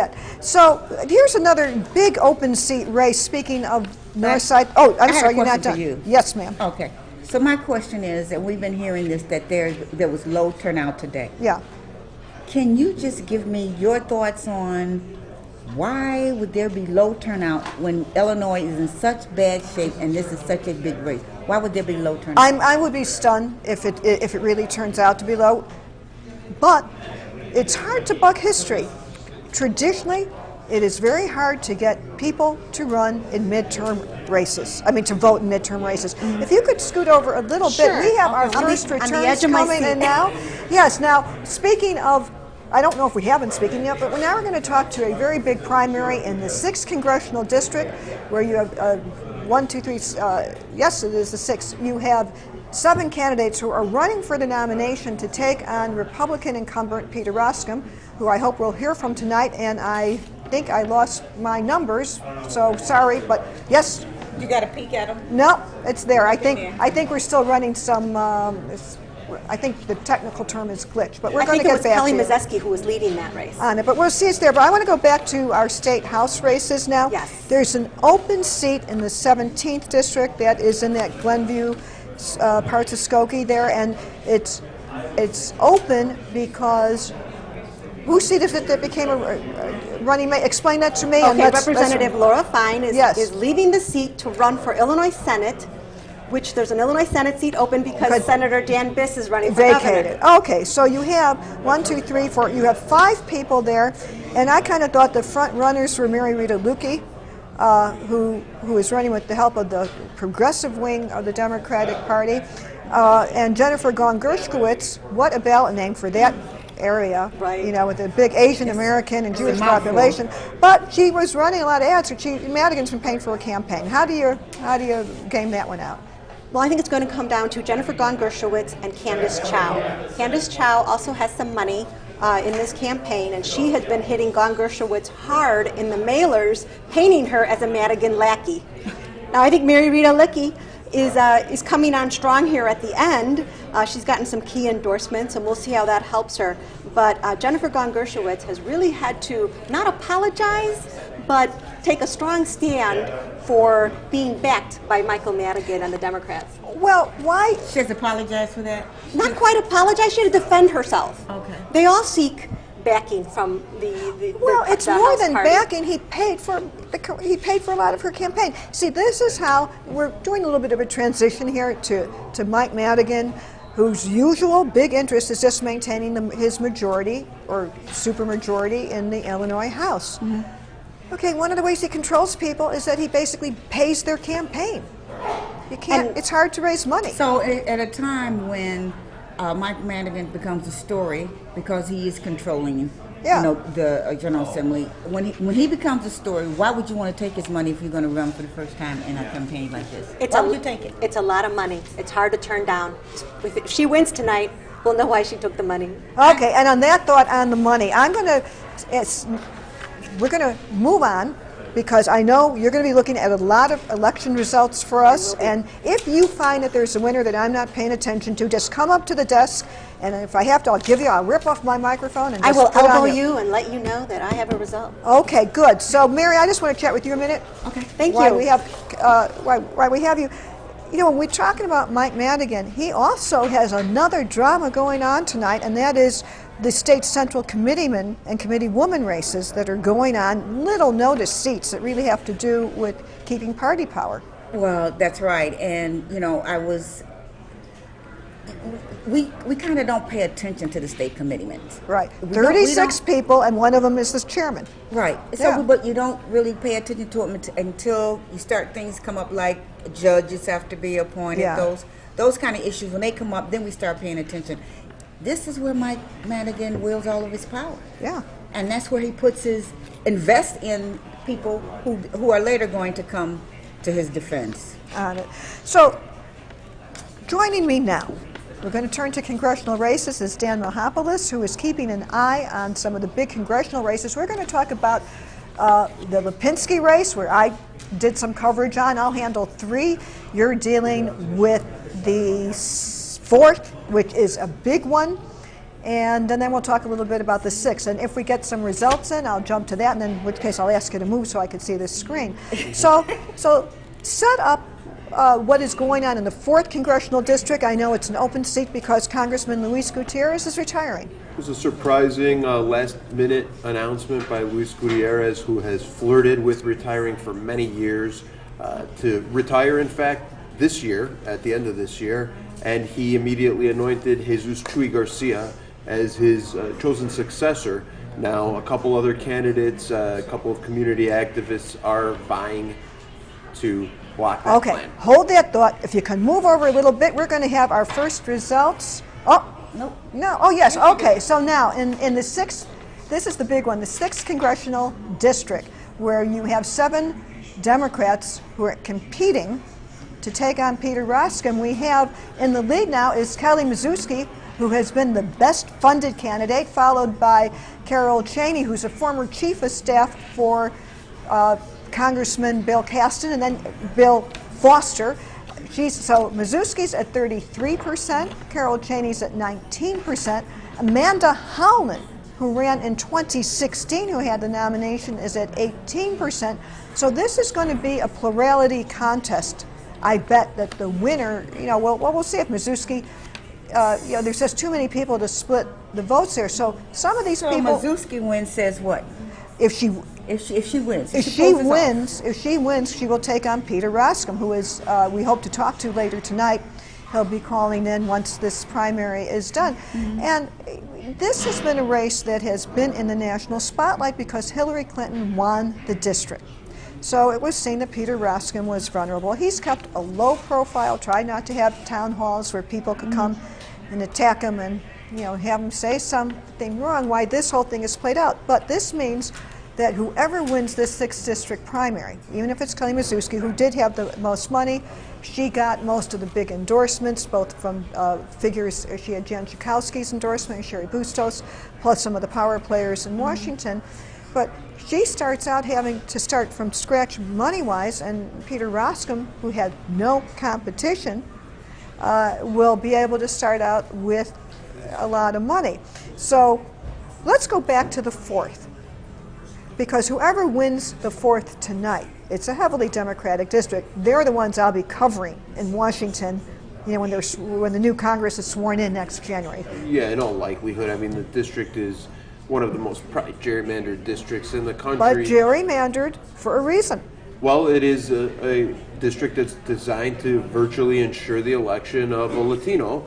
We've had Luis Gutierrez since the creation of the district for a quarter of a century, who's of Puerto Rican descent, although Mexican Americans are the majority by far in that district. But that's what's fascinating. So this district is C-shaped, and it was gerrymandered because it was to catch all the zip codes of all the Hispanic voters to create enough numbers to make a district. So what, on the north side, it's kind of poor. Am I making it too shorthand? Mexican American south side, Puerto Ricans on the north side? There's plenty of Mexican Americans on the north side too now. But yeah, it was designed at first to bring in the sort of Puerto Rican areas of the near northwest side, like Humboldt Park, sweep down into Pilsen, Little Village, and then out toward the near western suburbs that are also heavily Mexican, really. And so this time, the candidate that was anointed by Luis Gutierrez to be his successor, Chuy Garcia, Mexican immigrant born in the state of Durango in north central Mexico, came here as a very young man in 1965 now,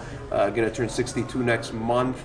And this could be the capstone of a long career for him in local as well as state politics. He's now the floor leader for Tony Preckwinkle in the Cook County Board. So this is his big chance, I think, to kind of become more of a national progressive figure. He had the endorsement of Bernie Sanders. Well, and here's the thing.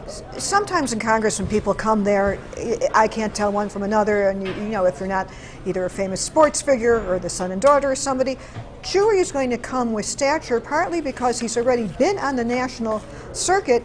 He endorsed Bernie Sanders early on.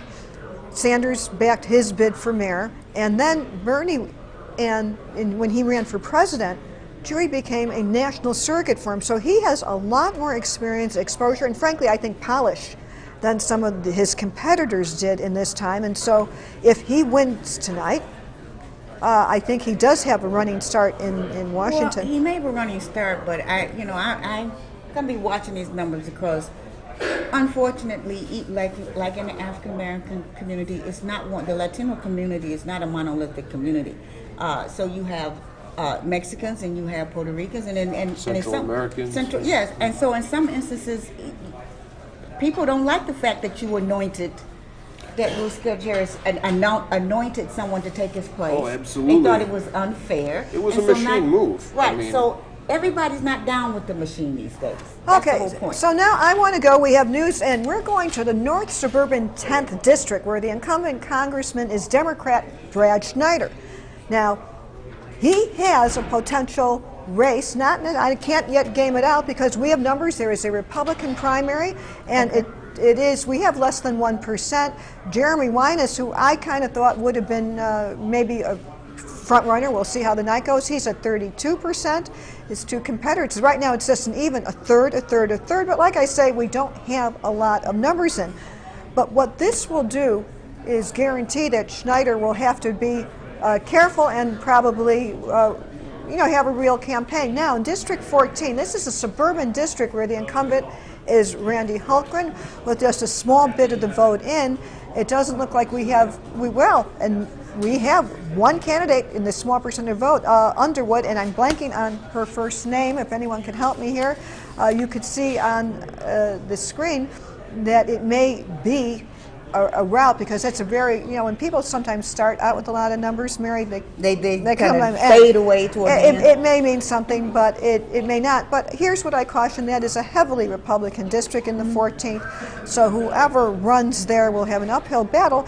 Randy Hultgren, who is the incumbent, who will be renominated tonight, I'm sure, comes out. He's very conservative, but he comes out of I think more. He is not ideologically driven in terms of crusading on his issues in the way some are. He has really carved out an interesting niche for himself in some of the religious freedom issues that are there. And now we have, this is good. With just a small amount of the vote in, we have some numbers. J.B. Pritzker, 38%. Wow, okay. Kennedy, 34%, and Dan Biss, 26%. The other three hardly registering at all on our political chart things. So this could be interesting, because this means that all three for the moment are in striking districts. It's clearly going to, if the numbers break like this all night, we have, I wonder if we'll be here until 4 in the morning or something on it. We'll see, too, where the numbers come in. Now, in Republican governor, we have, again, with a small percent in, we have Jeanne Ives, the state rep from Wheaton, at 45%. Governor Rauner, 55%. We'll see where that goes as the night goes on. Now, I know, one thing before we switch out, we have to talk about the 3rd congressional district. I covered a lot of that. Dan Lipinski. Wait, hold the thought. We have some numbers on the Democratic side of the Attorney General race. And Dan, you're in my line of view. We can move over a little bit. No, this is the 8-member, this is for the Lisa Madigan vacancy. So you have 8 lawyers who all are getting in there. And we see Sharon Faley, Kwame is a point ahead. Kwame Raoul, the state senator, is a point ahead of Pat Quinn, 23% for him to 22% for Pat Quinn, the former governor. Then Sharon Farley, 14. Scott Drury, who's from Highland Park, the state rep there, looks breaking even. Now, here's something that I think we're going to be safe in seeing a trend here. On the Republican side, for Attorney General, we have Erica Harold, former Miss America, making her second try for running for office. She's at 66% to 34%. To DuPage County's Grasso. We don't have any numbers yet in this 3rd congressional district. And let me just comment on that. That 3rd congressional district is a place where outside money did play a role. You had independent expenditure groups help on both sides to almost $1 million on each end. We will be with you all night. I just want to remind everybody, I'm Lynn Sweet, the Washington Bureau Chief, live in the Sun-Times newsroom. Follow us on Twitter. Our hashtag is Sun-Times Live. And for all election results, keep watching this live stream and go to suntimes.com. Now, joining me again, Tom Bevan. You're back. I'm back. He's back. Tom, the co-founder of Real Clear Politics, one of my must-reads in the morning. So, I also thought, are we talking to your reporter now? We are. Okay, so this is the part of the show where we're going to kind of see where Illinois fits in the national picture. So, Tom, I'm going to just kind of throw it to you and tell me who we're going to be talking to and take it away. We're going to be talking to Caitlin Huey-Burns, who's one of our national political reporters.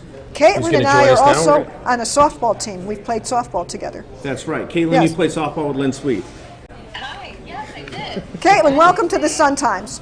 Thanks, good to talk with you guys. So, Caitlin, we're going to do this. All right.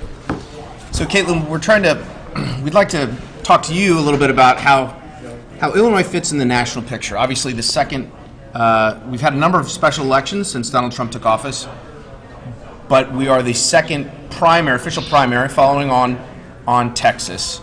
And we're looking at these results tonight as they come in, and we've got a couple of big races, in particular the governor's race, Caitlin. Let's talk about that race and what the national implications might be, depending on how this turns out, of course. Yeah, this is a really interesting race. First of all, your state has a lot to offer this cycle, a lot of different themes we can parse out. When it comes to the governor's race, it's really interesting because Governor Rauner obviously is a Republican in a blue state, but unlike many other Republicans in blue states, Rauner is really unpopular. Of course, he's facing a primary tonight, and it looks, you guys are probably seeing better results than I am, but the indications going into it was that he was really vulnerable to defeat within his own party, not to mention the vulnerabilities he has heading into a general election where the field to take him on the Democratic side is actually quite large.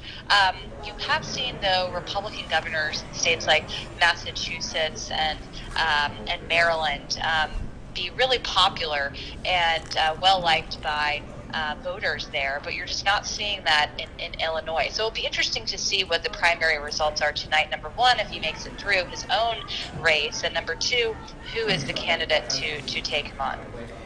And Caitlin, Republicans have had over the last few years a really good run in the governorships, running up the total to almost historic highs. But now Democrats are looking across the country at being able to take back a number of these seats. Illinois is obviously one of the ones at the top of the target list. But talk about some of these other competitive governor's races around the country that Democrats are eyeing. Sure, and Democrats are eyeing these races because they know that over the past several years, they lost lots and lots of seats at the local and state level, and that's where Republicans have really, shined is in terms of being able to cultivate deep benches in some of these states and have these governorships, which, as we all know, you can do a lot as governor. A lot of former governors in the Senate lament to us. I'm sure Lynn has heard this, that they just can't get much done in the Senate, and the governorships are where they are. Where the Democrats are looking, though, are states like Florida, for example, where Governor Rick Scott is term limited and expected to run for the Senate. They think they have a good chance there. There are governor's races in Ohio, another key swing state that Trump won, but Democrats have put up some candidates there. And there are really races all over the country that they are trying to compete in. And Illinois, of course, being at the top of the list, really among the top targets for Democrats, given the nature of what we were just talking about in the state. Now, I'm going to go cough a minute. You keep talking with Caitlin, so I don't think everyone has to hear me. I'll be right back. Caitlin, obviously, the 800-pound gorilla hanging over this entire election, both in the primaries and also the general, is Donald Trump. And, J.B. Pritzker has run and $70 million worth of ads in this state, and I would say probably half of them didn't even mention Bruce Rauner. They only mentioned Donald Trump. Conversely, you've got Bruce Rauner, who is sort of tried to keep Trump at arm's length, if not further away, hasn't really leaned into him the way some Republicans suggest that he should, particularly in a primary where it's all about turning out the base. What will tonight tell us, if anything, about the Donald Trump factor heading into these other primaries and also the general election? Yeah, it's really interesting because Illinois, in terms of the strategy that you just described, those aren't really the strategies being employed by candidates across the country in some of these other races. Democrats have been relying on their base of supporters who are very much anti-Trump, but they've, from a candidate level, have been trying to focus on policy issues, especially in these governor's races where local issues really matter.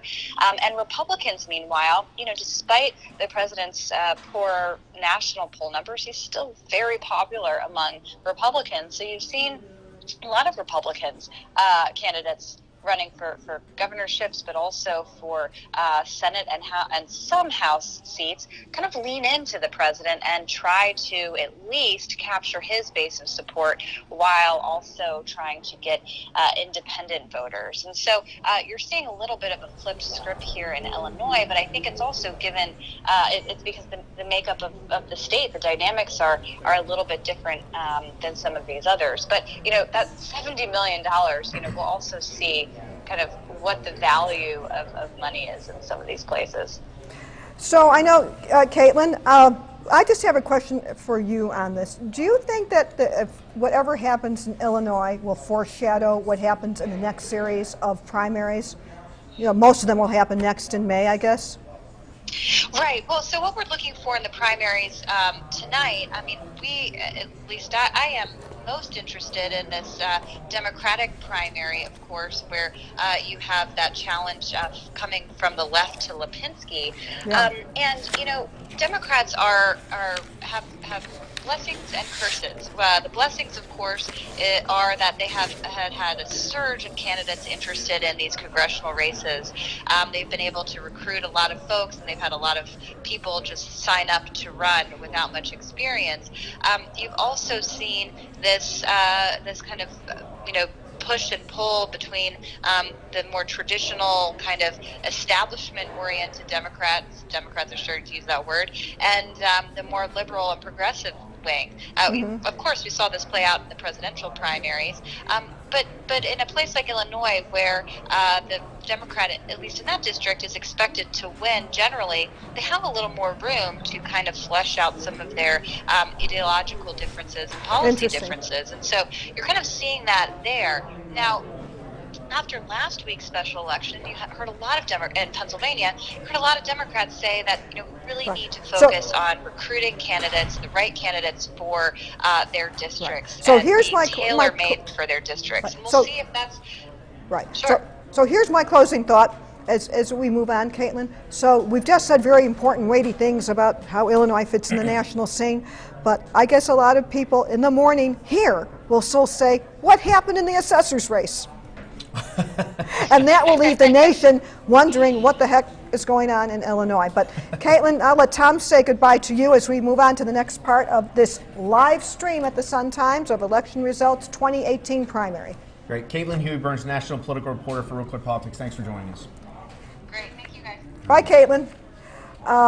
Yeah, and softball season is going to come next. Now, I think we're ready. I just want to remind people, as we're making a little transition here, that you are watching the Chicago Sun-Times, the hardworking reporters, editors, graphic designers, photographers, a whole staff of people all election night working to get you the latest results, to get you stories, to get you digital products, to get you information, which is what the Sun-Times is about. You see, it doesn't matter how you get it.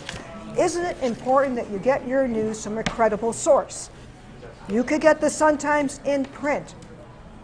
If you want to follow us on Twitter, our hashtag is SunTimesLive. This live stream and all other stories are at suntimes.com. We have some results in this big assessor race. Whoa-ho! 5% of the Cook County in, and Kagi is ahead. Fritz Kagi is ahead at 43% to 35% of Berrios. And the reason this is important is if the margin of victory, if indeed he wins, if the margin of victory is big enough, then all this kerfluffle that we've been talking about, having to do with the Andrew Regal, and I keep saying her name wrong, I'm sorry. She wasn't even in the public life long enough for me to get the name right. It may be important, but it may not matter. And then, now, joining us now is our expert in money and politics, Sarah Brun. We're the executive director of the Illinois Campaign for Political Reform, and I know your organization does so much work on money and politics, which is really needed because we have so much money in politics. Yes, we do. Okay, Just a little and Tom bit. Bevan is still with us, the co-founder of Real Clear Politics. So just on the governor's side alone, $162,825,920.98 from both parties. Sarah, give us the overview of what is the role of this big money? Start with governor, and then, give us some analysis here. Sure. Well, it's really been a shocking amount of money. We all knew going in that when we had two very wealthy self-funders like J.B. Pritzker and Governor Rauner in this race, that we'd see a lot of money. And Illinois is sort of on track to potentially have the most expensive. And speaking of the expensive governor races, look at what's going in now. Daniel Biss, 30%, is in second place. Pritzker seems, with 2% in, to be developing a bit of a healthy lead, especially in a race that is essentially between three people with 2% in, and Kennedy trailing 25%. Please go on. Yeah, so it's been very interesting to watch all of them raise money. This will sort of be a referendum in some way on the self-funding model. Interesting, yes. Many candidates came into the race saying, they felt that they couldn't truly be competitive because of how much money was already there. We saw a candidate drop out way back when, Amaya Pawar. It feels like years ago. Now, hold on, because we want to give everybody the latest. I said when you have a result, you're going to come back in, Rodriguez Garcia, so kind of put that on. So I'm going to scoot over. Thanks, everyone. A minute. Hold on. This is not perfect, but I want everyone to have the news. So come on in and give these results. All right, thank you, Lynn. In the Illinois State House race in the 5th District, that's a South Side district with 55 of 106 precincts reporting, Lamont Robinson, he's backed by the Democratic Party of the State House. He leads Delara Saeed, 39% to 28%. That's pretty significant. Former state rep Ken Duncan is a distant third with 18%. And that's with just over half of the precincts reporting. Here's an interesting note. This seat is open. It's Juliana Stratton's seat. And she is, of course, J.B. Pritzker's running mate for governor. And she took it away, she beat out Ken Duncan in this race 2 years ago. One of the most expensive races of that entire year. It was $4 million for that primary. Yeah, and it was hotly contested, and Ken Duncan, I think, got no party support. They went against him 2 years ago when Juliana took it, and it looks like it's going to be Lamont Robinson there tonight. So much for the comeback attempt of Ken Duncan.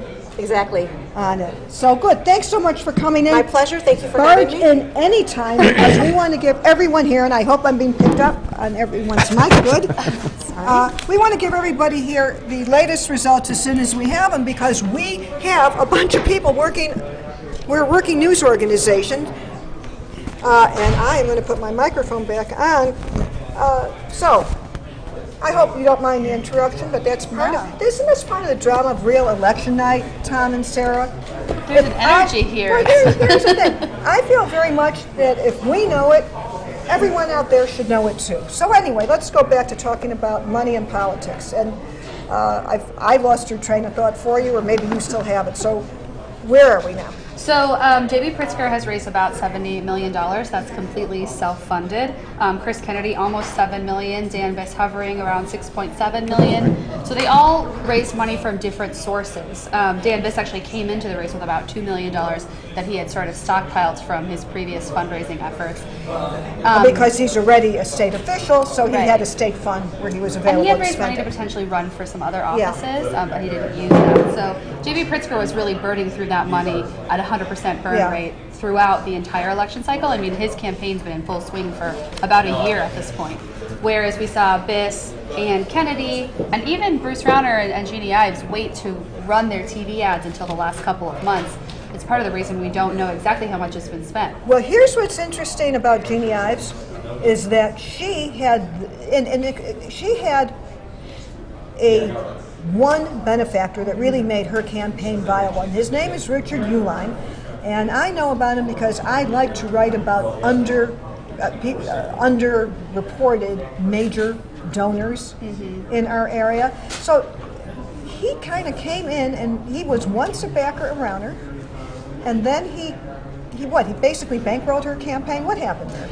Yeah, so back in the fall of 2017, when Jeanne Ives' campaign was sort of picking up steam, there were a lot of questions. Would she be able to solidify the GOP base behind her? And Dick Uihlein was really seen as a sign of that. And when he did give her, in the end, what was $2.5 million, the vast majority of what she's raised, that was sort of a signal that there may be a shift of that more traditional GOP establishment behind Ives, which is what she needed to be competitive.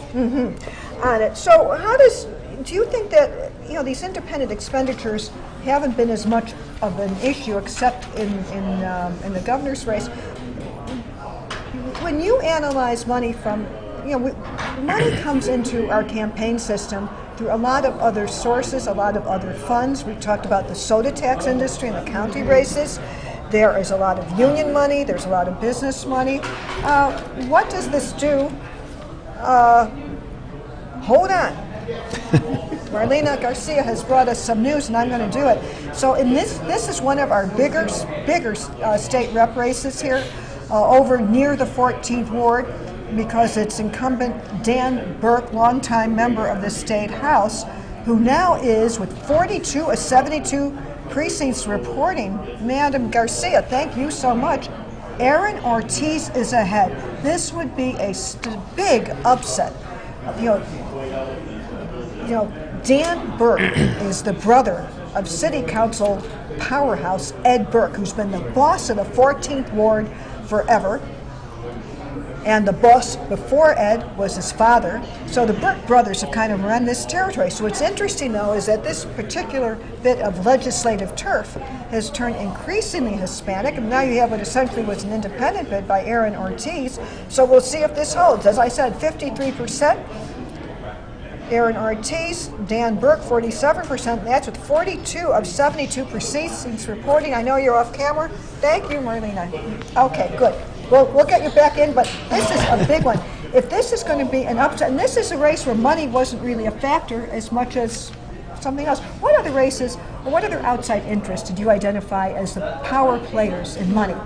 Well, in the Attorney General's race, actually, there were some independent expenditures by Local 150, which is a well-known union in Illinois that was in a long, contentious battle with Scott Drury about his ballot eligibility. He was ultimately allowed to be on the ballot, but after that was determined, they set up a super PAC called Fight Back for a Better Tomorrow, which was wholly funded by an organization called the Fight Back Fund.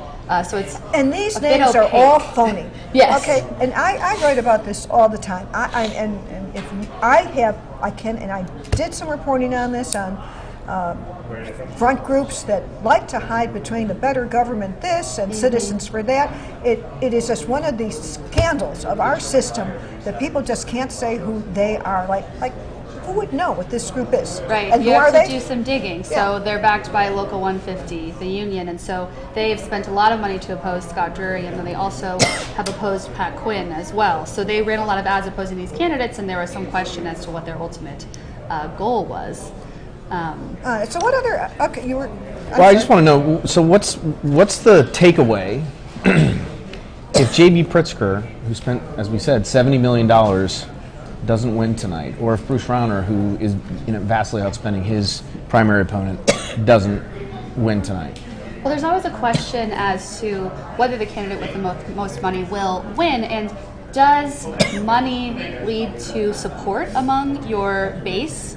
Does having more donors mean that you have more engagement with your campaign? So, for example, J.B. Pritzker has one donor, it's J.B. Pritzker. Governor Rauner has done a slightly different model where he has self-funded a considerable amount, but he also led the candidates in individual contributions under $150 for many quarters last year. So it'll be interesting. It's a different type of self-funding model between the two, but when a candidate with vastly more money than the others does not win, then it raises questions as to how much support that candidate really had, and if their self-funding model sort of gotten in the way of that.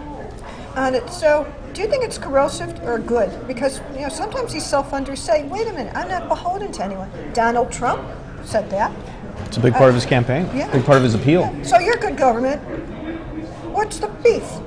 Well, I think it's a very interesting subject to talk about. Obviously, I think that the issue with having two billionaires, two very, very wealthy individuals leading in the gubernatorial races is that it could make the race for some people feel very inaccessible. There's also a trickle-down effect. We saw some mayoral elections last year that were over $300,000 for local races, and for a mayoral election, that's a lot of money.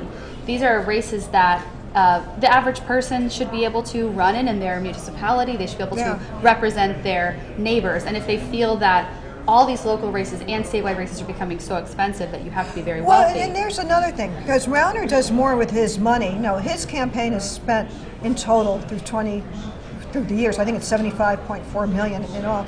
But he also uses a lot of his money to fund the state party, which then funnels money to other candidates. It is a flip side of Mike Madigan, who basically props up the state rep candidates, and he props up candidates. Go out and, so people think I can't raise money because if you're Madigan's guy or Rauner's guy, you're going to get a running start with a few $100,000 before I even made a phone call. That is the feeling that the candidates that are backed by party money, whether that's the Democratic or Republican Party, they clearly have an advantage. So it can be hard to get in the door as an independent and really feel like you can be competitive. Now, do you think that some of the down ticket races, though, have been, what are some of the most expensive ones? So we have expensive Cook County races in these contested ones because the beverage industry and its allies have dumped money. What's interesting here is that rising to the occasion has been a consortium of unions then that have been playing on the other side. It is kind of a dollar for dollar in some cases. What is the cliche? Is it a war of attrition when you do that? When you're both spending money on it? But this isn't new, or do you think this is a new wrinkle in money in Cook County? Well, I do think to see it enter the county races is a little bit different. And Richard Boykin's race, for example, I know has been expensive. Those Cook County races haven't reached that $2 million, $3 million mark, that sort of pings on the map. But at the same time, they are more expensive than they've been in the past. And we also have seen the involvement of some super PACs like Liberty Principles PAC. That is interesting. Could you explain to everybody? I'm trying to get some results. Who's behind it?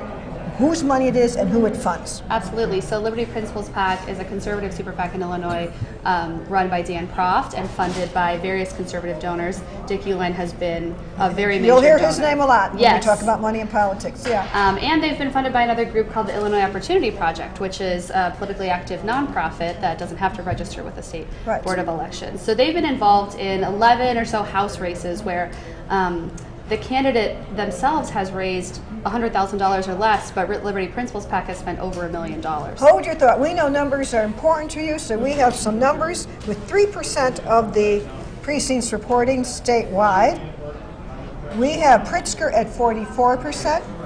His lead seems to be growing. And Biss at 27%. And in the Attorney General's race, an 8-person race where only a plurality will win. Right now, it looks like two candidates have kind of broken out with 3% of the precincts reporting.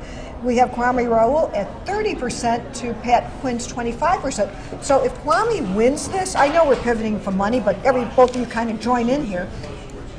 That will be a real repudiation of a comeback bid by a former governor who has been in public life for, 30 years? Whoa, ho. If he puts that together, this will put Kwame on a trajectory, I think, if the numbers hold. I mean, it is amazing on that. But I want to go back to money and politics. Do you think that these rules that let unlimited donations go in once the millionaire gets in, is that what got things out of hand, or what happened here? Well, so we're the only state in the country that has a provision where if a super PAC spends a certain amount of money or if a self-funder self-funds to a certain amount, the contribution limits are lifted for everyone. However, as much as I talk about that provision and it's extremely frustrating, it's there for a reason because of various constitutional decisions that we Supreme Court decision. Yeah, because money, of free speech. And we know this in Washington, right, Tom? Sure. Money equals free speech if it's your money. And because of that, we can't limit the amount of money that wealthy people can put into campaigns. So we could remove that provision and say, okay, if your opponent is a self-funder of $60 million, then you still have to abide by the contribution limits, but that also doesn't seem quite fair. So it's a catch-22. It's an unfortunate situation, but certainly in every statewide race going forward, I would expect to see the contribution limits lifted. It's a trend. You would think in all things, and we know, I'm jumping ahead a little bit, but next year we have a big mayoral race, and Rahm Emanuel, the mayor, has always benefited from that. But I don't want to we're going to end the night. We'll talk about. Stay focused on 20. A lot of jobs. Lynn, stay focused. We're only in 2018 primary. Do you want to talk about 2020 presidential race? Then we'll go. It's going to be a long night, but we've got plenty to talk about. Thank you for putting me back on track here. You're welcome. On it. want to just have a sense of, I thought, bear with me a second as we remind you to follow us, and I thought I had something here. Let me ask Sarah a question real quick. You ask Sarah a question while I kind of get my act together. I had mentioned earlier when I was researching this that Rauner had set a record in the 2014 primary by self-funding to the tune of $6 million. Yeah, isn't it? So, but give us a sense of the broader number. How much more money is in the system in this primary race as opposed to 4 years ago? Well, I think an important figure is Governor Rauner spent about $60 million on the entire race in 2014, and J.B. Pritzker has already spent almost $70 million just in the primary. Do you have a projection for what will be spent by the time this is all said and done in November? I get asked that a lot, and I think I can throw out a lot of numbers. Because it depends on who wins tonight, right? It does, but I think there are, if J.B. Pritzker and Governor Rauner win their respective nominations, then they are the only two people who know how expensive this election is going to be, because it really depends how much they're willing to put in and how much they feel that they need to put in. If it's one of the other candidates, then I think we're looking at a different race with very different funding sources. So it's hard to say, but there is a record of $280 million in California in 2010. So we are certainly approaching that record. I think we don't know exactly how much candidates have spent so far. That was the Meg Whitman race, wasn't it, in the record yes. against Jerry Brown? Yeah, and she was a self-funder. But that was only one self-funder, so if we have two, then it stands to reason. Could be much more expensive. So we have some results from Marilyn Garcia. In the 25th District House race, that's the seat being vacated by Barbara Flynn Curry, the longtime lawmaker from the South Side Hyde Park area.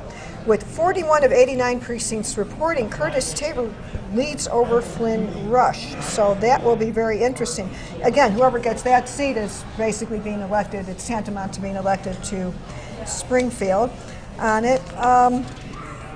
Well, one of the other things that I'm always interested in money and politics is the ability, though, of at least that you have some organizations that had to report their donors, and then some that did not. Is there any way that you think Illinois law will change to make all this money transparent that goes into any campaign? Is there any movement on that?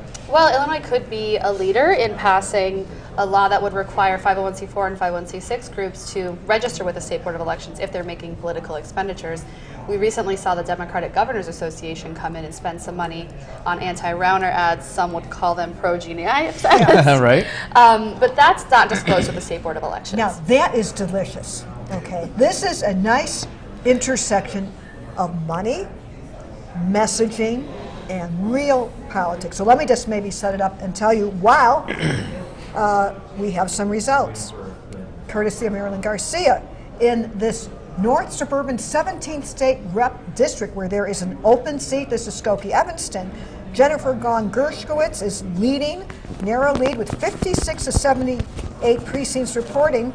She has 37% to the person who's running second, Candace Chow. Again, this is a district where Mike Madigan was in play, and Jennifer Gahn-Gershkowitz had, basically much of the big money in her campaign bankrolled for Madigan. So let's turn back to the governor's race. So this is how wicked it got. The Democrats have gamed it out, and they figured that Jeanne Ives, who's far more conservative, who has many hot-button issues that Democrats can exploit, they would rather run against her than Rauner, and she cannot self-fund. So they put out an ad attacking her for being conservative. Let's decode that.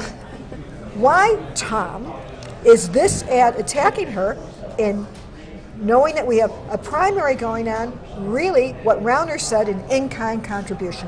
Right.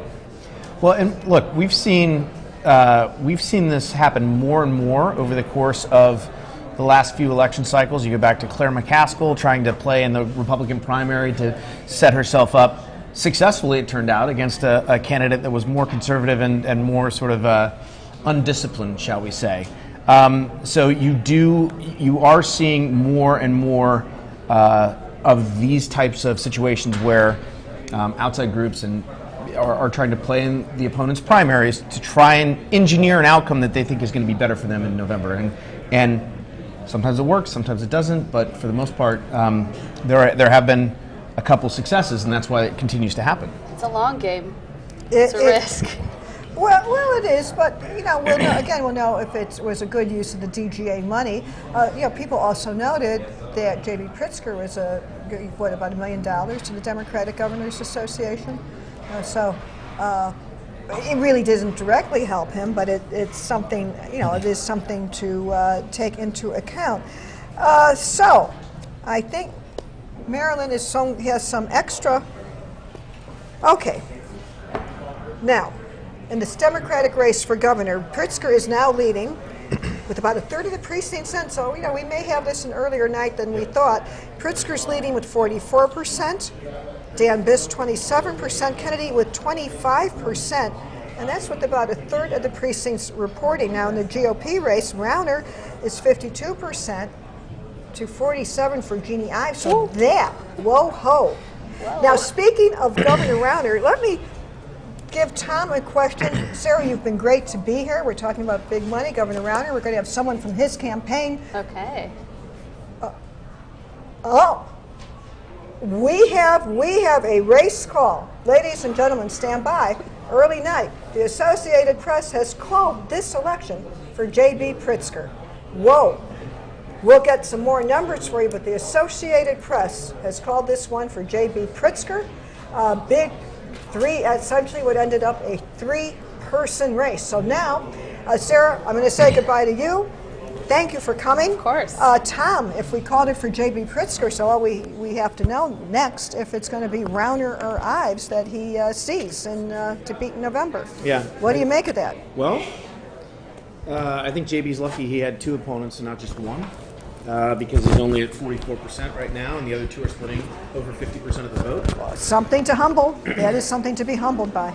Yeah, I think, look, this is going to be JB's challenge moving forward is unifying the Democratic base. He's going to need them to turn out and be as unified as possible in November. So that's the challenge for him moving forward, because obviously there were fractures in the Democratic Party heading into tonight. But this was a race where you had JB, the establishment candidate, Chris Kennedy, who straddled both lines, right, and then Biss, who was trying to become the more progressive. So this is, we'll see how it seems. If he comes in second, though, that's a good showing, right? It is, and we'll have to see. I'm sure the Democrats hope there'll be unity parties, unity breakfast, where Dan Biss will turn around and endorse right away. And we'll also have to see. I want to see what the African American turnout is and where that vote went, because that's probably an area that JB is going to need to work on. So speaking of the governor's race, just perfect timing. Let me introduce everybody. A lot of people might know Ann Kavanaugh. She's here as an advisor to the Bruce Rauner campaign, and you picked your timing right for this slot. And first of all, welcome to the Sun-Times newsroom. Thank you. We're speaking to you live from the West Loop, and as you just heard, AP has called it for J.B. Pritzker. But why is it neck and neck with the governor and Jeanne Ives? What's going on, Ann?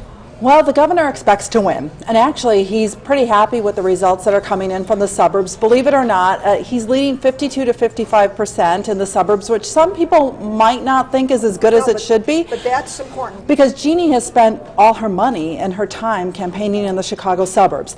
You would think she might play well downstate because she is a more conservative candidate, but she hasn't spent any money or time down there, and she really doesn't have much name recognition in Southern Illinois.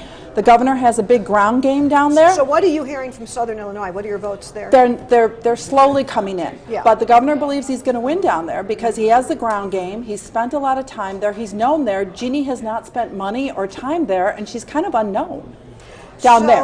So if her early kind of burst,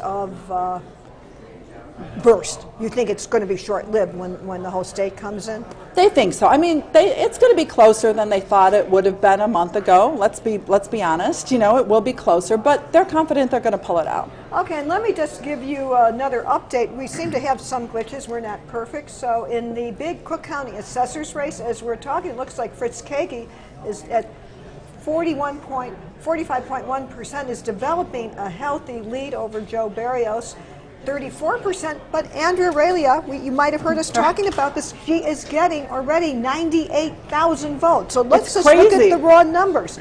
216,000 votes for Fritz Kagi, 164,000 for Barrios, 98,000 for Andrea, she could be the spoiler, Joe Barrios could argue. I know this is not your primary. I'm following it, though. This is delicious. This is so cookout-y, isn't it? I mean, whoa. And let me just give you another quick update. In State Senate District 8, that's the big one that we talked about earlier, where Ira Silverstein is battling for survival in the wake of some Me Too allegations, with 118 of 165 precincts reporting. It doesn't look good. Ram Villav. I keep trying. I practice saying his name. Forgive me if you're out there, Ram. And I even had a pronouncer already, Villavalem. But the good news is for him, not how I say his name, is that he is ahead of 51.9%. Ira Silverstein, 29.1%. Carolyn McAtee Fournier, 13.8%. So even with the divided field, if this kind of number comes up, it may look like Silverstein, just is the first, is the first perhaps victim of Me Too. But let's go back. Let's go back to you. How do you see since you speak for the campaign, the Rauner people must have been thinking about what is a Pritzker-Rauner November battle going to be like, Ann?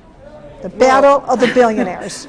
Well, that's right. That's right. And this is what they expected. They expected that JB would be the candidate, and that's why the governor was involved in advertising early on with the tapes of JB talking to Blagojevich and all that. So this is what he expected all along. Okay, let me just. He knew that JB was Madigan's choice. And he really expected this. Okay, and we'll get to me. Don't let me forget. But here's just, can I just How can you forget that? Can I just throw this out on the table? Both J.B. Pritzker and Bruce Rauner are charitably inclined. We know that. All this money, look at what it could do, the people it could help, the college scholarships. It's going on these TV ads. Maybe this is just me speaking here. Do you think there's even, and Dom's going to laugh at me because any way at all that these guys could just say, we're going to just set a cap and we're going to spend? And I mean, they seem to have limitless money. I get it, but I mean, this is more money than any of us could dream of, which is why I thought Dan Biss's message, by the way, was effective when he said they never had to worry about loans or anything. He was the middle class candidate. I mean, what are we going to see here, these guys? I think it's expecting a lot to think that the two candidates will get together and come with an agreement on that. I think we maybe need some campaign financing reform down the line, but for now, this is the system that we have. And these two both feel passionately about Illinois. They both feel that they want to lead this state to where it needs to go. I mean, Illinois is a mess. We know that. So they're willing to invest their own money in this and their own time and sweat. It is what it is. And let me ask you, so that race has been called. Let's assume, for the sake of argument, that Bruce pulls it out tonight, but it's close. But it's, as you said, closer than many thought, and that Jeanne Ives gets 45% of the vote. What lessons, what takeaways will Rauner have moving forward, and how does he unify the base behind him again in time for November? He will need every possible Republican to turn out. And he's just going to have to stress the economic issues, and that's what he's going to do. I mean, he's a social moderate. We all know that. He is who he is. When he ran the first time, he ran as a fiscally conservative, socially moderate, pro-choice Republican. Can he win those voters back, though? If they really care about turning Illinois around, and if they really want a fiscal agenda that's in line with what they believe, then yes, they will. They can't be a one-issue, they can't be a one-issue party. And look, the governor, he knows they've had disagreements on reproductive rights. He believes that good people can disagree on this issue. Now, hold your thought. I have some news just in. Yes. 2 bits of news. First, Lynn's on top of it. This is the Chicago Sun-Times news is our business. We're going to put the news in news. So, the race in the 5th Congressional District, where Congressman Mike Quigley now has been renominated. I actually saw him this morning. No, was it yesterday? It seems like there. So it's 62, with 372 of 585 precincts reporting. Mike has 62.4% of the vote against a 3-person field. So Samina Mustateva, who came in running second with 23.9%. But here's the other thing that has popped in so far. I just have a statement from the Democratic Governors Association. Let me read it to you so you can react to it. Now, they say, congratulations. J.B. Pritzker will bring real change to Illinois by creating jobs, expanding quality health care, and investing in education. J.B. Pritzker will stand up to President Trump when Washington, D.C. policies hurt Illinoisans. Now, Tom and I both know that using Trump against a Republican who has run away from Trump is going to be a national as well as a local story. So I don't know. What should be my first question? I guess, how do you react that the DGA nationally has come out of the box already in basically equating Rauner to Trump? I'm not surprised. Of course they're going to try to make that argument, but I don't think people here in Illinois are going to buy it. I mean, Jeanne Ives was running against the governor saying he wasn't pro-Trump enough and that he wouldn't mention President Trump's name. So that was her whole argument against him. Can you level with me? Yeah. Is Governor Rauner a Trump ally or not? Governor Rauner is a moderate, socially moderate, fiscally conservative Republican. Okay, that's who he is. That's See, who now he is. you could say it now if he wins and the vote is Right, close. right. I don't know if you could have said it that clearly. 37% of the vote in, Rauner 52%, Jeanne Ives at 48%. At our election night coverage here at the Sun-Times. See us on Twitter at Sun-Times. Our hashtag is Sun-Times Live. With me is Ann Kavanaugh, who it's great to see. It's been so many years. What's it like being inside a campaign? What do you know that I don't know, having been on the inside? I will tell you this: politics is tougher than the news business. It's tougher, and it's more ruthless than the news business. And I mean, the news business is pretty tough, right? You know. So we, and I'm saying this to everybody because Ann, it comes out of, I've been away and we haven't really seen each other in years, but we come out of We used news. to swim together like 20 years ago. I would always catch up on the news in the swimming pool with you. Right. So now that you've been inside the campaign, do you say, oh my God, what these reporters really don't know? I mean, is there a lot that we don't know here that now you could see if only we knew more? You know, what haven't we been catching here? Is there a story that we missed? No, I don't think there's a story that you missed. I just think it's hard to be the governor of a state like Illinois that's so polarized right now, and you have somebody like Mike Madigan who's had all the power. Madigan, I feel like ding, ding, ding, ding, ding, ding. But I mean, it's so hard to make any kind of change. Hold the thought. Wow. In this big Democratic primary in the 3rd Congressional District, 68% of the vote in, it's going to be a squeaker. Dan Lipinski, 52%, Marie Newman, 48%. See, this is where we should know what the vote is actually in those Southwest Side Chicago wards, where Dan should, if this 68% includes a lot of those wards, and I don't know for the moment, if it doesn't, then if it includes already that count, he may be in trouble. If he's doing this without the city wards, we'll see. And also in the, as predicted in the 4th Congressional District for Luis Gutierrez's seat, looks like with 73% in, it looks like Jesus Chuy Garcia with 67% is in good shape. But anyway, I want to go back on with Rauner. So what do you think is going to be the, where were you guys, what's the vulnerability of J.B. Pritzker as you start out, and how soon will you be on the air with your ads hitting him? Madigan. I mean, you know. So if it's Trump Rauner, it's Pritzker Madigan. Absolutely. So it's a battle of the surrogates. But actually, you know, I don't think the Trump Rauner connection is going to play with voters because I don't think they're going to believe it. But I do believe that the Madigan Pritzker one will have traction with voters because let's be honest, in the Democratic primary, it was Dan Biss and it was Chris Kennedy who were attacking Mike Madigan, not JB. Your Honor, may I disagree? let me try this out, Ann, because Republicans have run against Madigan and it hasn't worked. Trump is another story. Now we have about a minute left together because you're a powerhouse Republican spokesman. We have one of the most knowledgeable Democrats coming in a minute. How do you start the campaign now? Do you think is it going to have a restart? Will we see something new? Will Rauner be more available? Will he talk to reporters? We kind of hit out, actually, in this primary. We don't like that. We're reporters. Can he be a little more public in what he's doing here? I think they're going to come out of this primary with guns blazing. I think they're going to lay it all out. They're ready to go. You know, it was a civil war to an extent within the Republican Party, and I think he wanted to be careful in that regard because he knew he had to bring people back together in the general election. So here is, as we leave it, since we have this snazzy, wonderful ability at the Sun-Times to do television now and live stream, this is, I'm maybe taking it on a little chutzpah here, but could you ask the governor to come in and talk to us? It might not be me, it might be someone else. I might have to go back to Washington. Tom will help. So let me file that request. I want to talk to Tom a little bit. And great to see you. Thanks for joining us. And see if you could get the governor here at the table. I think the governor is going to be doing so many interviews once we get past this primary that you'll be tired of We it. won't be sick of him. Ann Kavanaugh, thanks. Let me give you some results now in that big Democratic primary. In the 6th Congressional District, it looks like Kelly Mazursky's keeping her lead with 15% of the vote in.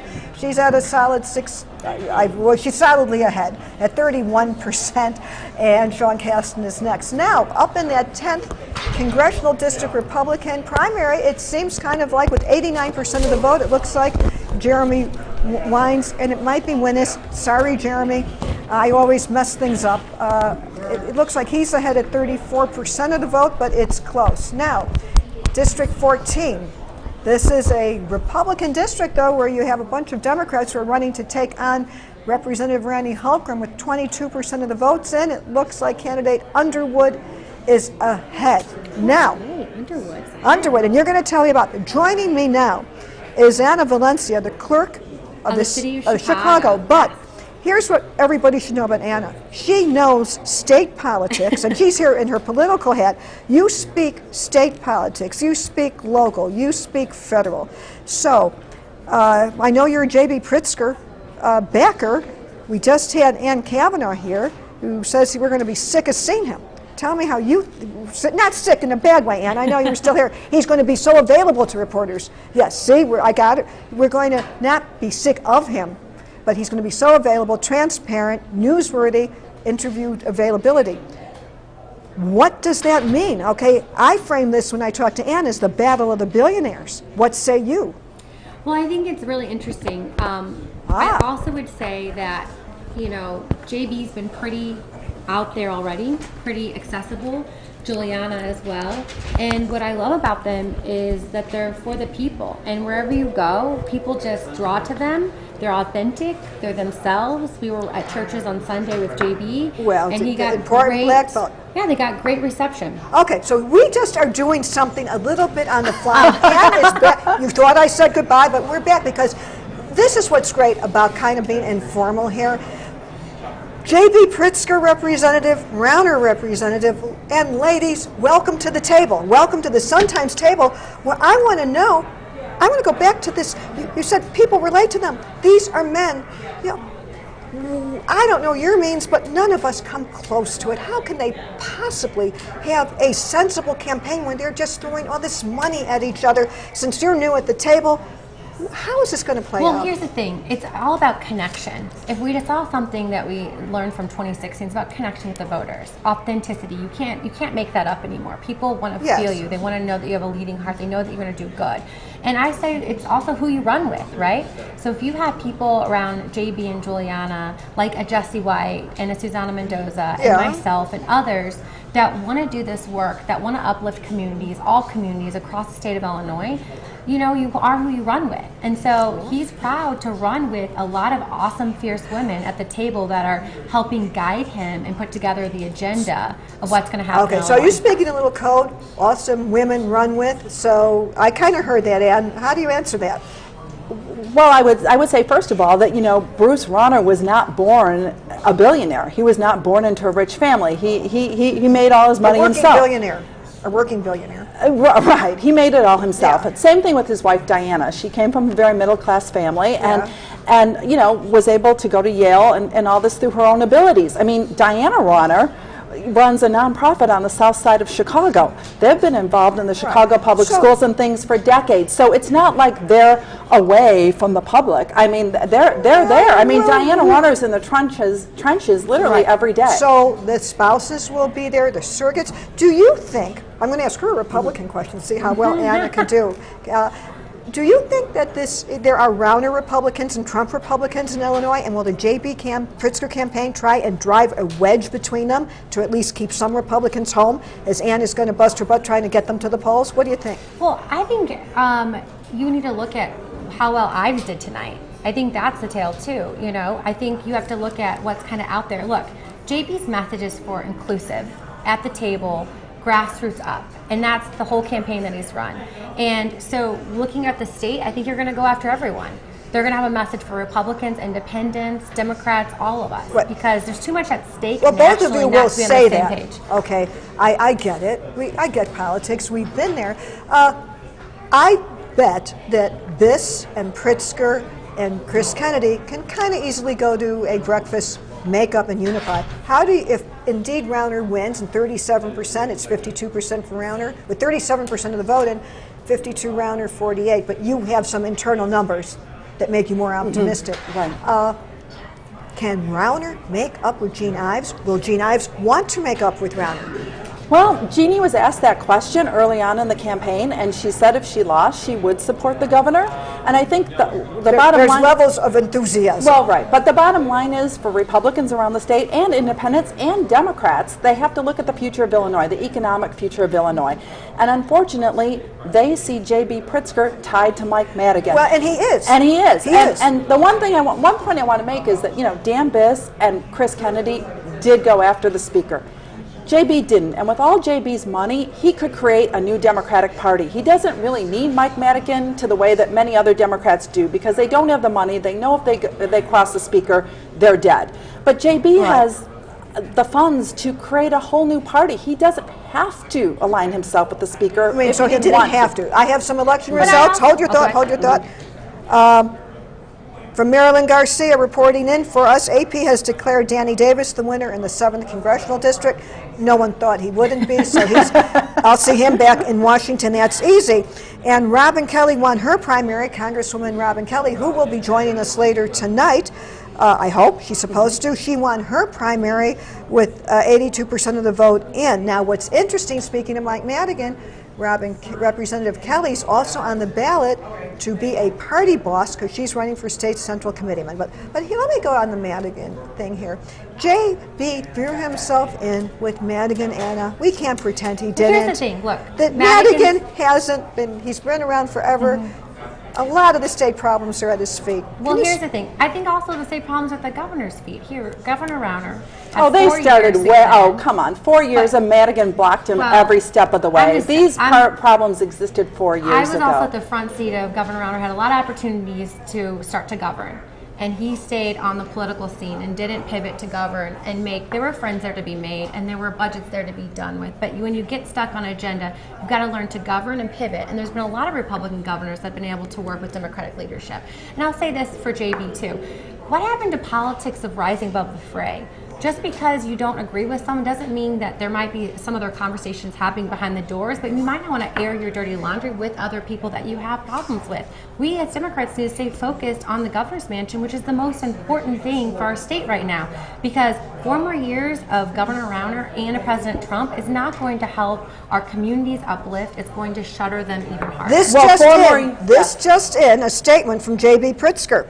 Tonight, we've taken the next step of beating Bruce Rauner and putting Illinois back on the side. I don't mean to be impersonating him. I'm sorry. Back on the side. I don't know what got into me there. Back on the side of working families, said Pritzker. I chose to stand with Illinoisans across the state, and I chose to fight. We're fighting for unions and the families that have so tirelessly defended. They have so tirelessly defended for so long. Dreamers and immigrants. Let's get to that in a moment. Dreamers and immigrants of all kinds seeking a better life. Women who deserve their seat at the table and to have their voices heard, and black and brown communities who deserve fairness and enjoying the wealth this great nation denied them. He will fight today and tomorrow, and we're ready to unite the state to defeat Bruce Rauner. What's interesting in that statement, though, he kind of described the Democratic coalition, Ann. So it is women, dreamer immigrants, Black and brown communities. I'm happy to speak to that, because that's the whole reason that Bruce Rauner was primaried, because he did come out in favor of immigrants and pass what they called a sanctuary law. It was a trust act. So he did. Forced to sign. No, he wasn't. No, he actually wasn't forced to sign that. He wanted to sign that. He signed HB 40 even though he knew that it would create havoc in his own Republican Party, that there was not one Republican legislator that supported it, but he did it. But he did it because it was the right thing to do, and that's why he's in this primary, right? And then he was the driving force between in the equity and education bill. He's the one that started the committee for that. We've had Democratic governors for years that never addressed that issue, and now we have some equity in school funding in Illinois. So he has been a social, because there were some things he didn't like in it. Here's what I want to do. But the bill's passed because he was the driving force of it. Anna Valencia and Kavanaugh, even if I'm not here, whoever is at the Sun-Times table as this campaign unfolds, I'd like both of you to come back because we could have very good conversations about Excellent. And you were great at this, Lynn. Well, you should have like a national show. You are so good at this. I'm into it. I hope this is a show for political junkies, because that's what we are. I know you have different politics, but we speak politics. We'll see together. Maybe before I go, maybe we'll do this another time. But thank you for coming on. We have more election results and analysis. And as you leave the stage, I have some results. Cook County Board in the big race with about half the precincts reporting. Bridget Degnan is beating incumbent John Fritchie 55 to 45%. Whoa ho, that is a big upset there. And in the 3rd congressional district race, as I said, 50 with 338 of 500 precincts. So that answers the question I was wondering. Dan Lipinski's at 52% to 48% for Marie Newman.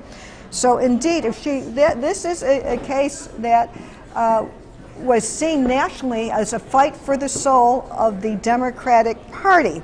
We'll see, what the reaction will be from the progressive forces that put so much time and effort into this one. As you see, it's 68% of the vote, 52% for Dan Lipinski, who, if he wins this nomination in this heavily Democratic district, he will be going to Washington again. But it's really close. Not to say that what the result and the achievement of Marie Newman, to come this close to Dan Lipinski, who had his seat handed to him by his father, who he took it over from in a bit of political sleight of hand. Sorry. This will be something, and we'll do a lot of analysis, if indeed, but, we'll see what precincts are out. Joining me now, another expert on state politics, Lance Trover. You're a political operative who knows everything about everything. So we're just getting the news now that J.B. Pritzker won, and you've done the state. I know we worked for against. When I say for, I don't mean work for, but we've covered the statewide campaigns of Republican Mark Kirk. You've been involved in some Rauner politics. So let me start with you. Can the Republican Party unite? Can the Trump Republicans and the Rauner Republicans unite if, as Ann Kavanaugh said, she thinks that Rauner's going to win, despite the strong showing of Jeanne Ives? Well, what we're witnessing here today, is the most expensive governor's race in Illinois history, and no question that whoever comes out tomorrow, $160 million down payment. Indeed, and so that's also what's to come. I mean, we are going to see probably the most. With that, whoever comes out of this race is going to be deeply unpopular with the electorate. That's going to lead to even more money being spent. Well, I just tried to get him to agree to some kind of spending cap and give the rest to some charities. I'm not here to debate spending caps with you. I'll leave that to the Okay, so I want your analysis then of how you think what issues will resonate. Is it the hot button issues like guns? Is it immigration? What's your take? Well, I think you're going to have two candidates. Let's say Bruce Rauner prevails. I mean, what he's going to go out and say is, listen, things have been tough, yes, but, I'm fighting Mike Madigan, and I'm the only thing standing between you and Mike Madigan in your pocketbook. If you hand the keys over to J.B. Pritzker, he and Mike Madigan are just going to come and raise your taxes further. J.B. Pritzker, on the other hand, is going to come in and say, Bruce Rauner has been a complete and total failure. He promised change in Springfield. All he brought us was gridlock. We need change. I'm the change. I'm the guy who can bring that change. So can Mike Madigan still be a foil? I mean, is that it? Oh, absolutely. He's a very, like it or not, I mean, he's a very unpopular. Polling shows it across the board. Democrats, Republicans, Independents, he is a person who is not very well liked. Now, Bruce Rauner has helped make that possible by spending millions and millions of dollars, but you saw it in this election cycle, even in this primary. Now even Democrats are running against Mike Madigan, so clearly it's a message that moves people. 2016, he lost 4 seats in the State House of Representatives because those races were run against Who else? Mike Madigan. But I don't get it. Madigan, does Madigan, just as a straight political analysis, who pisses off people more? Trump or Madigan, if you're going to run against, if you're going to have surrogates here? We know that Democrats used Trump in all their literature. I saw candidates for judges, Cook County judges had direct mail with Trump on it. Yeah. So who's more effective? It's like maybe the only thing Mike Madigan and Donald Trump have in common is they both really anger a lot of people across the state. Listen, this is, again, he is going to be a central focus of this election. There's no question about it. Hold your thought. Wow, I just saw some numbers for the Cook County assessor, and it does look like Joe Barrios is headed to defeat. We'll see if, with 69% of the precincts in, Kagi is holding a solid lead at 45% to Cook County Assessor Barrios, 34%. As we have much discussed in this program, there's this glitch with this third candidate on there. And I think we also have, thank you to Marilyn Garcia, who is just doing great work for us on the sidelines. She said Chuy Garcia is having a big night. Not only is he crushing, as I said, he's appeared to be clinching the nomination on the 4th. The candidate he's backing for Cook County Board, his aide, Elma Enya, is leading Angie Sandoval 57 to 43%. So, that is a win, and that's a progressive win. And of course, as we've said, this would be a big upset if this is on track now that Aaron Ortiz is if he upends Dan Burke. And I know you're fluent in this because you have worked in the state house. If Dan Burke gets defeated, whoa. Big deal, yeah. But the Barrios is also a big deal. I mean, that is really something, again, someone who is aligned closely with Speaker Madigan. But that also speaks to another issue which will translate into the governor's race, and that is the issue of property taxes. You think that would be a governor issue? Property taxes in Cook Really? County is an issue Bruce Rauner's tried to make a big deal out of. J.B. Pritzker has had some issues on the property tax front with a home, and But that's personal because that's more than the issue of inequality. Indeed. And by the way, the reason property taxes go up is that the assessment is for the equality of our taxes. It's because taxing units want more money. Yeah. But it's an issue that's been, as someone who was in the governor's office for a couple of years, it's an issue that's been strong.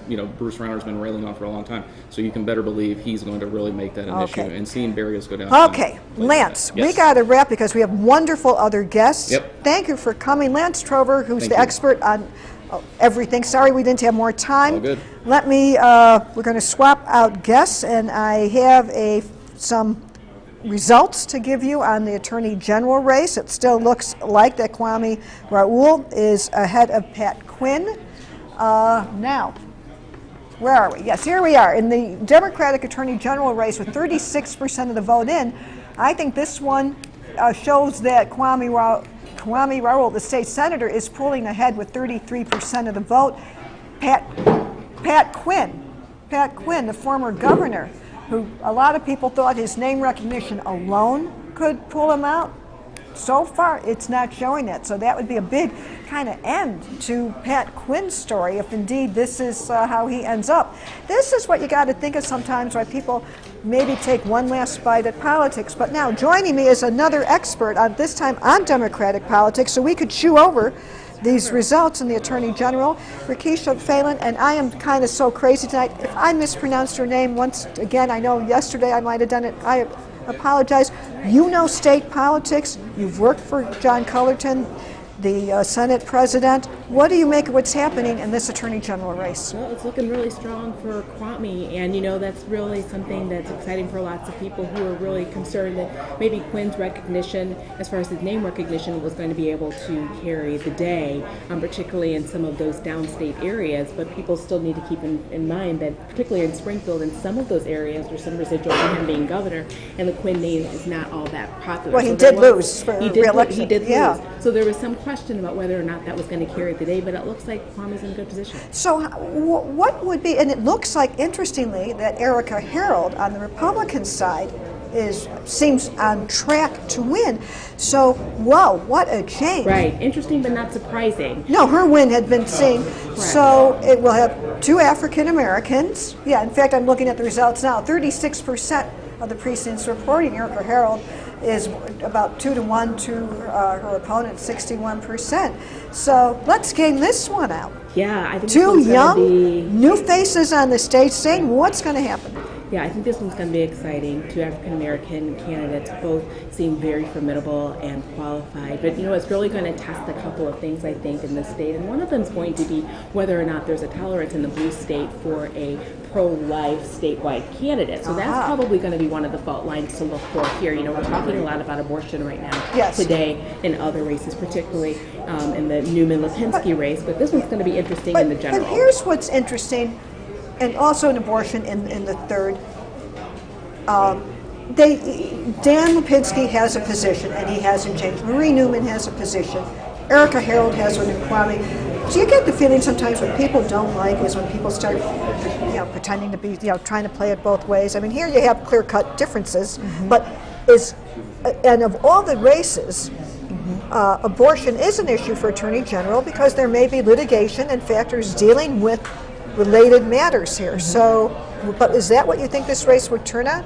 I don't know if that's the only factor it's going to turn on. I still think, by that time we're going to be talking a lot more about Trump. We're talking about Trump a lot now. It's a huge factor, but we're going to be talking a lot more, particularly Trump. Erica. So you're a Democratic and messaging strategist. That's where you think this could turn out? I think so, and I think there are lots of people, Republican and Democrat, that are looking for an Attorney General that's going to be a last wall of defense against Trump policies, and so they're looking for that role to come from the Attorney General's office. It'll be interesting to see where she comes on that. Well, here is what is very interesting, and by the way, I think Joe Barrios has conceded. I want to double check that, but I believe that's the case. So here's why this Attorney General is very, very important, because in other, Lisa Madigan, there's kind of been a combine of these Democratic Attorney Generals.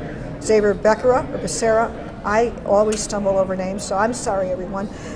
In California, there's this network of attorney generals, and especially in New York, where these Democratic attorney generals have taken the lead in fighting sanctuary city. Yes. Sanctuary cities, immigration, protection of dreamers, people who are here illegally in the United States and now for their own. So would these other issues, I mean, these are things that we think Rauner kind of has run away from in a way to try and not talk about. I know it'll probably be there in the governor's race, but it's very germane in terms, and by the way, we should, by June, get a Supreme Court ruling in this big union busting case, Janus versus AFSCME. So talk to me. What's going to happen? People have not paid attention to AG races before. They're going to be paying attention this time, not just because of the Trump factor, but all of the other issues that you just brought up that other state AGs are facing in terms of defending states against Trump policies. That's going to be what's key, and I just don't know that that's going to be something that's going to give Erica Harold the edge here, but it is something that's going to help to boost Kwame if he ends up winning tonight. So let's look at some other races. In your analysis, what do you think of using Mike Madigan against JB, what Ann Kavanaugh was talking about? Is that going to work? Well, it's hard to say because it hasn't worked yet. And I'm not talking just about how the governor would have used Madigan in the primary. I'm talking about cycle after cycle after cycle. The kind of because Madigan boogeyman argument hasn't really borne out in a way that I think that Rauner has wanted. So I'm quite sure that's going to be the same tactic. What's going to be interesting is that, again, Rauner's not going to be running on his record. Right. It's going to be all about Madigan. But here's the thing, Madigan is wounded, and let me recap for what I'm talking about here. Madigan, we have a new political environment. We're in the era of Me Too. Madigan is accused of ignoring issues, serious allegations of sexual harassment. Is he the one to really, and we'll soon know if the Sanders back, I'm doing that for political shorthand, slate, running for state central committee when men and committee women won, is this the man to lead right now with these elections, to lead the party? Not the State House. Should he be leading the party? Well, to the extent you're asking the question about whether or not the Me Too movement has impacted Madigan or vice versa, here's the thing. No matter what happens with Madigan, no matter what happens as far as how he's handling that, let's say Mike Madigan doesn't exist tomorrow or he doesn't exist yet next year, we still have a sexual harassment problem in Springfield that it's not dependent on any one character. So, any politician in Illinois that's formidable, that's in a place of leadership, you're going to have some liabilities if you're not handling this issue correctly. Not the least of which Madigan. Right. So in a moment, we're going to be joined by another Republican strategist, because I thought it worked well with Anna Valencia here, so this is kind of good. So we'll have someone else. I just want to give an update in that 3rd congressional district race with Dan Lipinski is leading 51% to 49% for Marie Newman, and now we have nearly 400 of 500 precincts in, so it's 79% of the vote. If indeed, what a disappointment that will be for the progressives who put so much money and time into this race to beat one of the few very conservative pro-life Democrats there. Well, chewing over all this now and joining me again at the table, you met him last night, Eric Elk, who is a Republican strategist, again, who is fluent in state, local, federal. You have run statewide races. We now know J.B. Pritzker won, and again, we have a Democrat here to bounce things off of. What do you think is going to be the way that Pritzker will be attacking Raoul? Let me take it that way. Do you think that Trump is the way to go? And what would you? How I think it'd be kind of silly. I mean, I don't think Bruce Rauner is a Trump Republican at all. I mean, he has not been close to the president. I think that'd be kind of a silly attack, but I hope he does, because I don't think it'll work. I mean, the thing is I think the governor can go after JB for being Mike Madigan's candidate. He has yet to denounce the speaker. All the other candidates running for governor on the Democrat side had pretty much distanced themselves from the speaker. Well, but J.B. Pritzker is part of the, and you know this, J.B. Pritzker is part of the Madigan Combine, right? Let me just give a quick update with, no, I'm sorry, it's not what we thought. It was more results.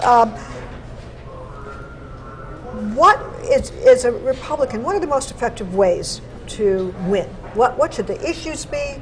Should Rauner be focusing on different parts of the state? Should he just start again anew? How do you think this next chapter should play out? I think focusing on the property taxes. I think the spending that's gone on in Illinois, it's just been out of control, and the governor has been the one person standing between bad things happening, and he's been preventing Mike Madigan from having his way with the state. But this is a state that went how many months without a budget? So I'm not arguing with you on that, but it's not. The state, for whoever fault it is, we're starting a general election campaign, and presuming for the moment that Rauner wins, with the state in terrible shape. How can anyone brag about that, Eric? Well, I mean, think about it. The Democrats control both chambers. Yes. They pass the legislation. Unlike Washington, we have divided government in Springfield. However, the General Assembly needs to pass a budget out. Which they do. Yes. That's fine, but I think it'd be good if they were able to work with the governor to pass something that's actually going to... This sounds, again, echo what I cover in Washington. So the given, though, is that we're now a little bit, that train has left the station, because the fact is, no matter whose fault this is, Democrat and Republican, Illinois is in miserable shape. Right, so whoever wins gets this great consolation prize, which is helping us to get back into a place with fiscal sanity. Right, Yeah. so how does Rauner kind of explain to people, if let's say you find out, would you need as a strategy, if you were in the war room now, saying, okay, you won, great gov, but we need a backup plan, because let's not put all our faith that making Madigan the bad guy could work? What would other things that Rauner could do that could communicate these things? I think that's one of the biggest things that he can talk about. I mean, so much of Illinois' problems or issues all go back to the speaker. So I understand what you're saying, that it's just one thing, but so many of the issues tie back to him. Hold your thought. We have a race to call. The Associated Press just called Jesus Chuy Garcia the winner in the 4th Congressional District in Illinois. That is a district so heavily Democratic that Chuy Garcia, Cook County board member, is on his way to Washington. This is a district that takes in swaths of the North and South part of the city. Let's look at the numbers. With 78% of the precincts in, Jesus Chuy Garcia, who ran for mayor, a lot of you all know him, 67% of the vote, not even coming close. He was designated to take on the seat from Luis Gutierrez. So, Luis was able to pass this on. He was endorsed by Bernie Sanders, so that is the progressives won there. But it doesn't change. Nationally, Republicans need to pick up 23 seats Democrats. Democrats need to pick up. Democrats. Eric was thinking she doesn't know what she's talking about. No. You've been doing this a while. It's good. 23 seats. But this 4th district race is not one of them because it doesn't change the balance of power. But let's get back to the. I want to. Oh, you had another point. One thing I would want to point out though, we haven't. At least I didn't hear earlier, and I apologize if you did. Leader Durkin in his race tonight. We don't have. Do we have a call on that? If anyone, or it looked like he was on track to do close to high 60s against the mayor of Burridge. Okay, so that was. Let's just pivot to there because that is delicious. So let me indulge Eric here. This is the House Republican leader Jim Durkin. He should not have had even an opponent, but this is an intra-family Republican feud, the Dan Prof wing. I'm talking a little in code. Could you just explain, but now you're saying, and a lot of money went in there. This is kind of a waste of money in a seat that is going to be Republican anyway. Yeah, what happened, Eric? I don't know. I mean, I agree with you. I wouldn't even say it's intra-party. I mean, I think there were some outside forces. It definitely spent probably, and I think they actually outspent the leader. By a significant margin on television. Folks' mailboxes were getting flooded with mail from both sides, but I think the leader has done a good job. He had a good message and was reelected handedly. So, do we have 2 Republican parties in Illinois?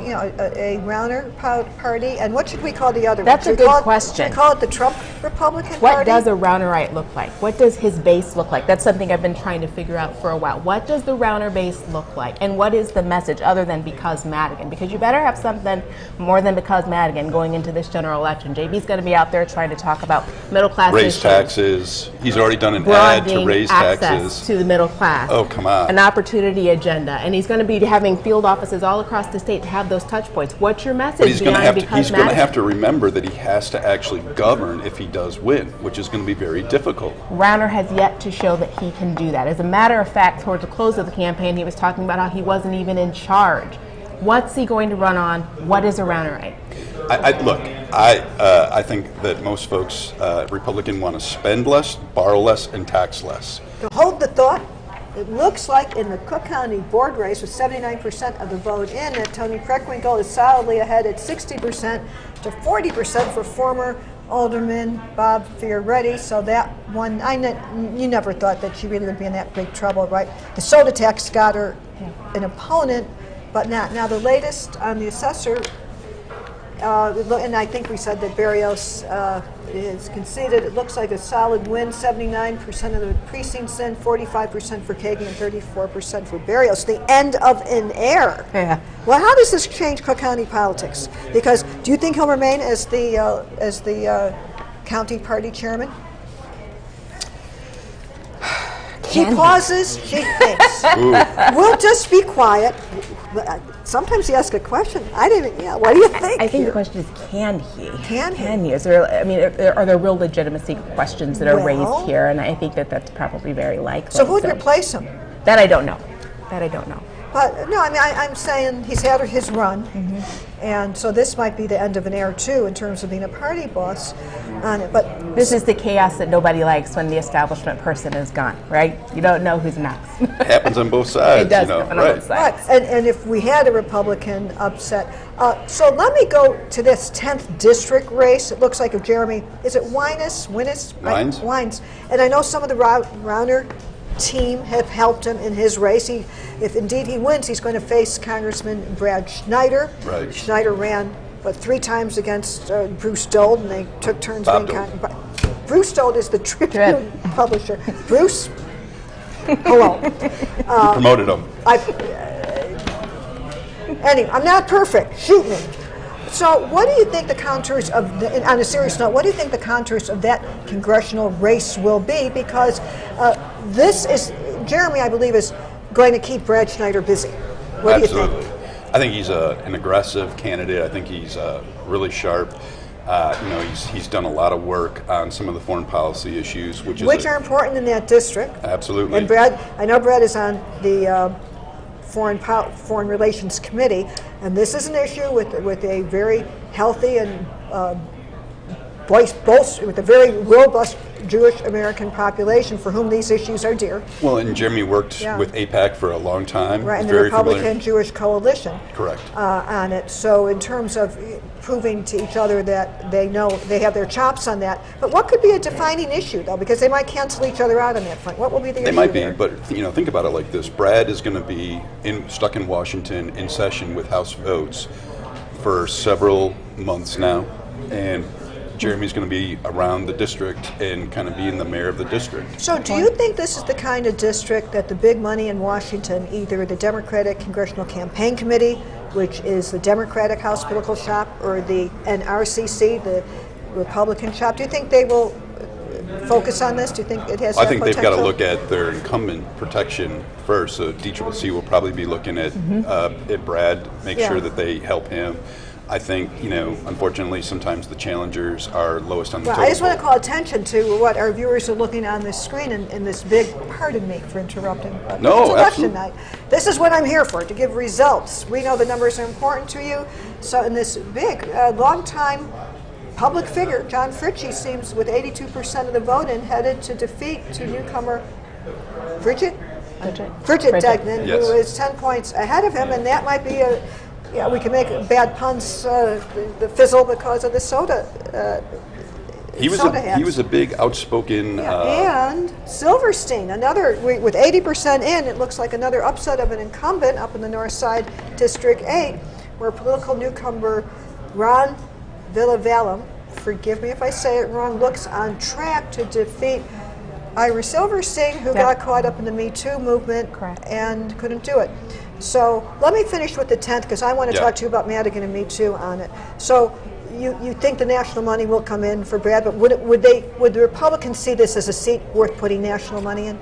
I think it'll all depend on how hard Jeremy is working. If he makes it a race. I think everyone will look at the poll numbers, both sides, as we start to approach the summer, June and July, and see how things look before they make a decision. They're going to have limited resources. There's a lot of seats that Republicans will be playing defense on. Democrats are going to really be going on offense to try to make a move and take the House back. And so they have to protect the incumbents first before they start to help some of the challengers. Well, that is true. So in this Me Too moment, how will Republicans use that against Madigan, do you think, up and down the ticket? I think anything's fair game.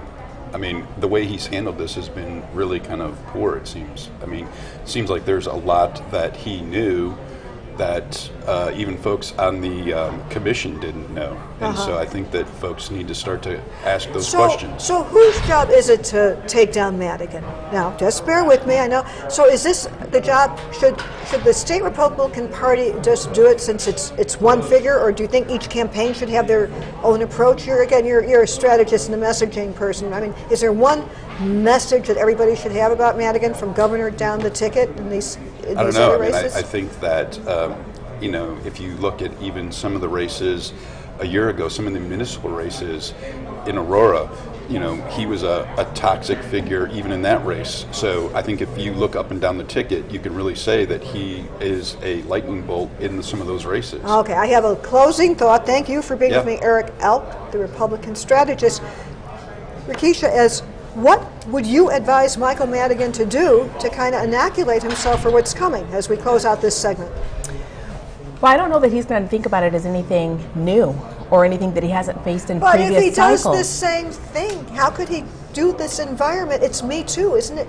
He can't just keep doing the same thing, can he? My read in his most recent responses to allegations that have happened in his own chamber or amongst people that are affiliated with his chamber makes it very clear that he understands how serious this is. There's still some more work to do there, but I think he's fully aware of the liabilities associated with not handling things quickly and well.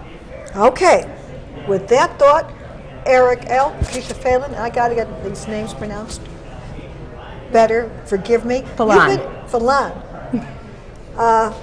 My messaging experts will see if we'll see how this unfolds, and maybe I'll be back at some point back at the big Sun Times table here. So thanks while we switch off guests. I just want to remind you that you're watching live from the Sun Times newsroom in the West Loop. You're watching news being made behind me. You're watching people writing print stories, putting things on the web, working in our digital operation. You know, sometime coming up soon, maybe in an hour, you're going to see the front page of tomorrow's Sun Times. We'll do the big reveal coming soon, so stick around for everybody on Twitter. Our hashtag is Twitter. Now, in the 3rd District, whoa, ho, if I wish I had a bell to ring, 85% of the votes now in. Marie Newman pulling ahead at 51% to 49%. What a hot heart stopper. Oh my God. These are the kind of real dramas on election night. But we have a lot of votes still. 1,600 votes, I understand, between them, separates them. But what I would like to know, and if maybe somebody out there could help me out, if the city wards are in for Dan, that is what's crucial. So this will be what a big story, national and local. No one better than to rejoin us at the table. Tom Bevan, the co-founder of Real Clear Politics, and rejoining us is Ann Kavanaugh, who is a spokesman and an advisor to Governor Rauner. So let's jump in on the 3rd. It's going to be a Democratic win no matter. And let me say now that the polls are closed, one of the sadder chapters in this election cycle is that the Republicans couldn't muster a credible candidate in the 3rd District. So the Republicans tonight also have nominated.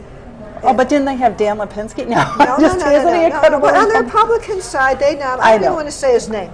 Okay, I wrote the story and I broke that one, that a well-known Holocaust denial neo-Nazi who has run before, who it was predictable may have run again, was on the ballot, and the Republicans, they deplored him and everything he stands for, but the party kind of was asleep there, even when there was a chance to mount a write-in on it. So I want to be contrarian here, and since you're the Republican, if indeed Marie Newman wins here, if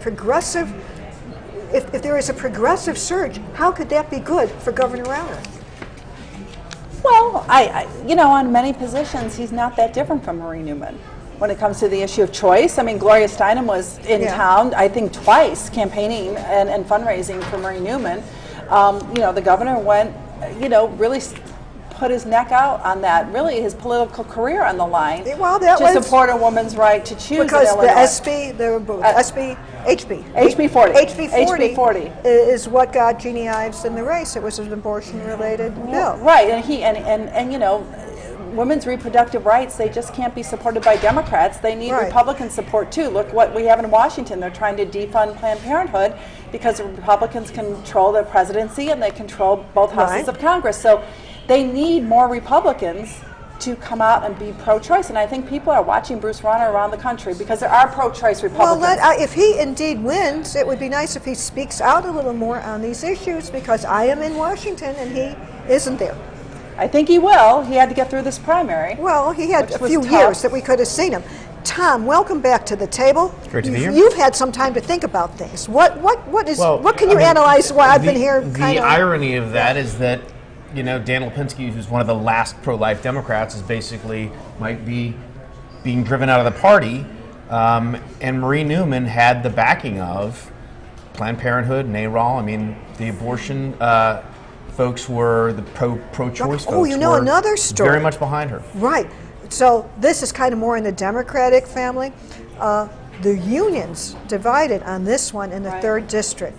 The trade unions were with Dan, and basically the service unions were with Newman. So there was a schism there. But see, the unions can always repair their intra-party feuds in a general.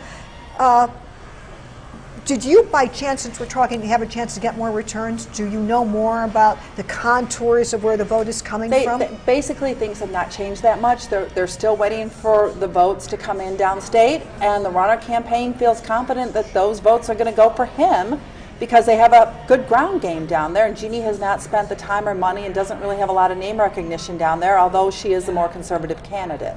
Although I'm also hearing that the vote in DuPage is out. Oh boy. So here's I want to just turn back because this is a dispatch from Bob Herguth, who is our reporter covering the 3rd Congressional District, and transmitted by Marilyn Garcia. So Herguth is reporting, Bob Herguth tells us that in the 3rd Congressional GOP race, thousands voted for Art Jones despite the GOP urging voters not to. And what's going on?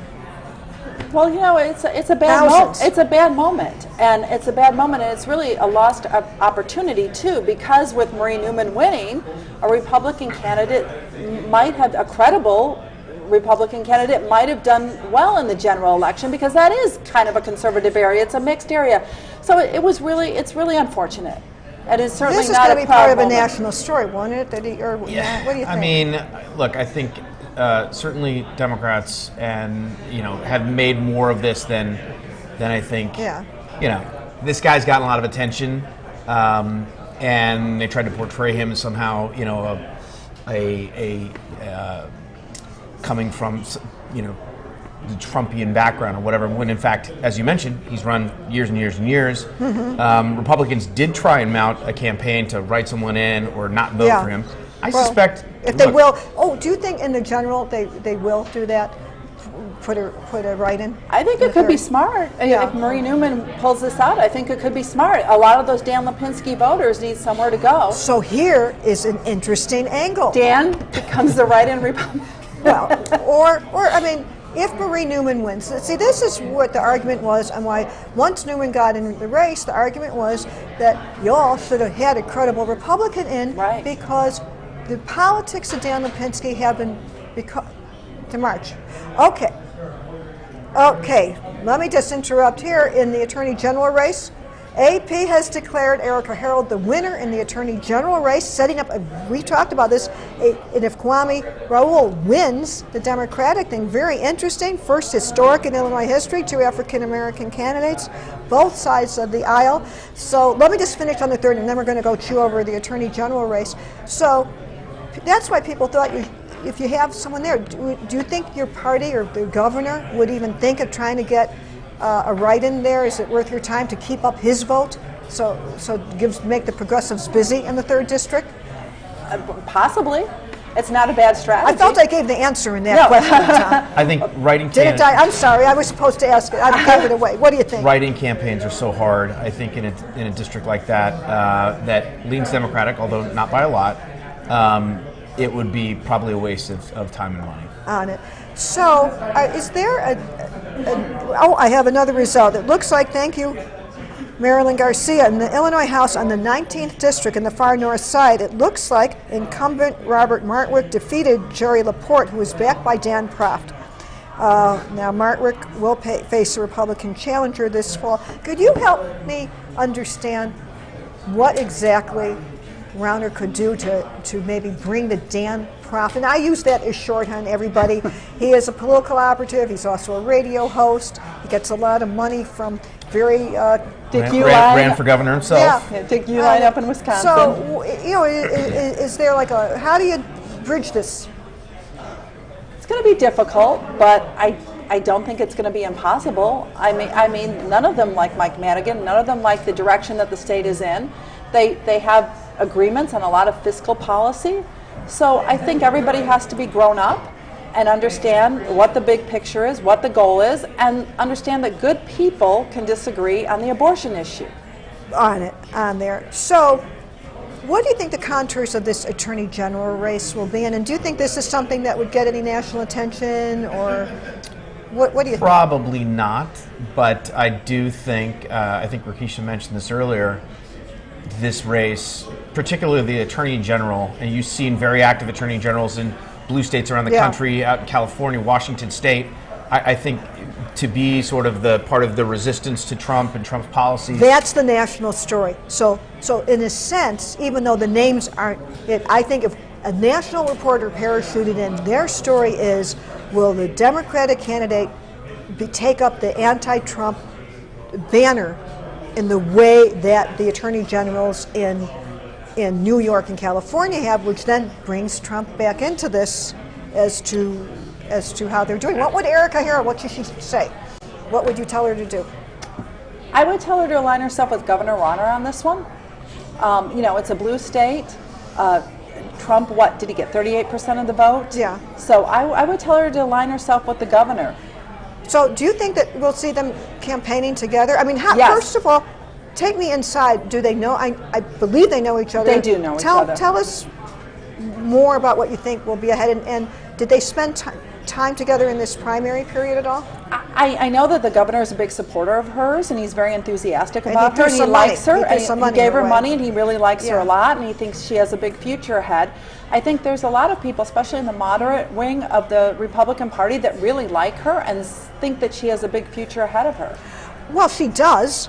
And it also shows that when people, one of the things I'm always interested in is the political ups and downs. She ran and lost. A lot of people in political life don't win the first time. Right. And you keep at it. And she picked the right race. And even if she were to lose, wouldn't she still be in line to be a... I think so. I mean, she has this it new all. face? I mean, she's a Harvard-educated lawyer, And Miss America. And Miss America. That is a rare... and Miss America, right. And she's very charismatic, and she's a very likable person. And So- she's hardworking, and as you said, she's diligent. Yeah, look, running a credible statewide campaign is valuable for her to take some future potential step, whether it's running in a congressional race or for a Senate seat or whatever the case may be. Even if she loses, if she runs a good campaign and acquits herself well, even if she loses by a decent Right. amount, it'll So help her out. unless she kind of says something that embarrasses her, she might be... everyone now is subject to intense opposition research. It's just what you do. And this would be true for Kwame Raoul. They are the next generation, I would think, leaders in the party, no matter what their fate is in November. If they run campaigns in this era, you two know these candidates are subject to such scrutiny on it. Is there something we don't know about Governor Rauner, by the way? I don't think so. No? I don't think No? so.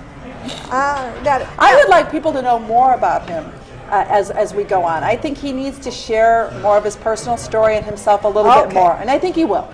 Now, I need to wrap. We have Marilyn Garcia coming on with lots of results. And I love having you here. Maybe you'll even come back.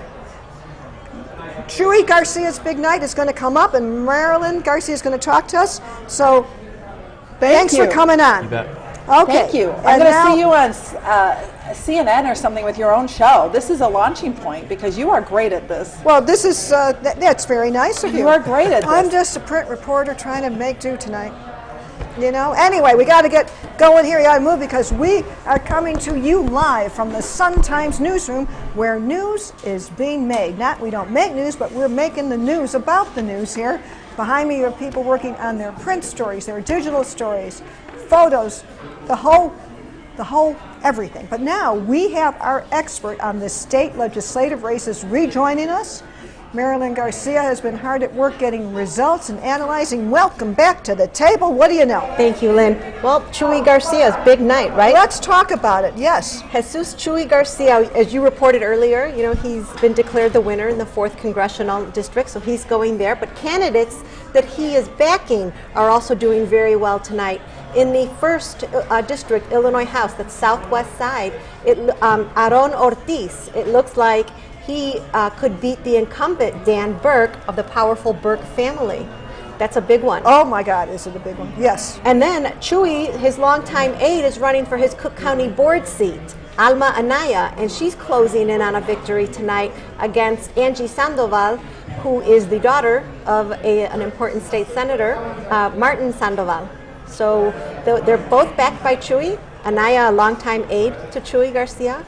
and Aaron Ortiz is 26, and Dan Burke has had that seat for about, what, 26 years? A decade? It is, but that area, you know, it's amazing he survived so long given the changing demographics of that area, too. I think he'd gone unchallenged. The last time he had a tough race, I think, was about 8 years ago, and he barely eked out a win.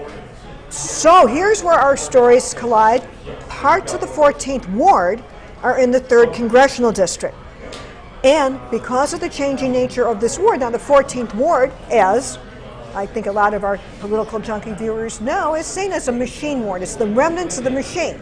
But what you may see here with, you know, if Dan Burke is defeated, if Marie Newman indeed wins, we'll have to really study closely these ward results, because this is the change of politics. You know, the machine has been shrinking, there hasn't been a remnant, but this will be one of the first manifestations of another wave of weakening. Exactly, and in that Cook County Commissioner race, you know, Sandoval, her father is part of the old school machine, so that's goes to your point exactly. 88%. This is a heart stopper. Now Lipinski's in the lead. There goes the storyline. Oh, there you go. Well, but it's a tribute to the politics there of how they've changed, that it's even so close and so leading on it. And I don't know, you know, again, what wards are out, but clearly this progressive surge, even if Newman is not elected, do you think it contributed to this victory if in defeating Burke? I would think so. You know, that Lipinski, that race with Lipinski and Newman, that district is increasingly becoming Latino also. And I was wondering, I'm eager to see the ward breakdown on there to see how the vote went there. I've mentioned to you before, Lipinski went against the DREAM Act several years ago, and I've wondered if that was going to come back to haunt him here. Well, let's turn to, if I could just pivot a minute since you brought it up, how do you think, now that we know that,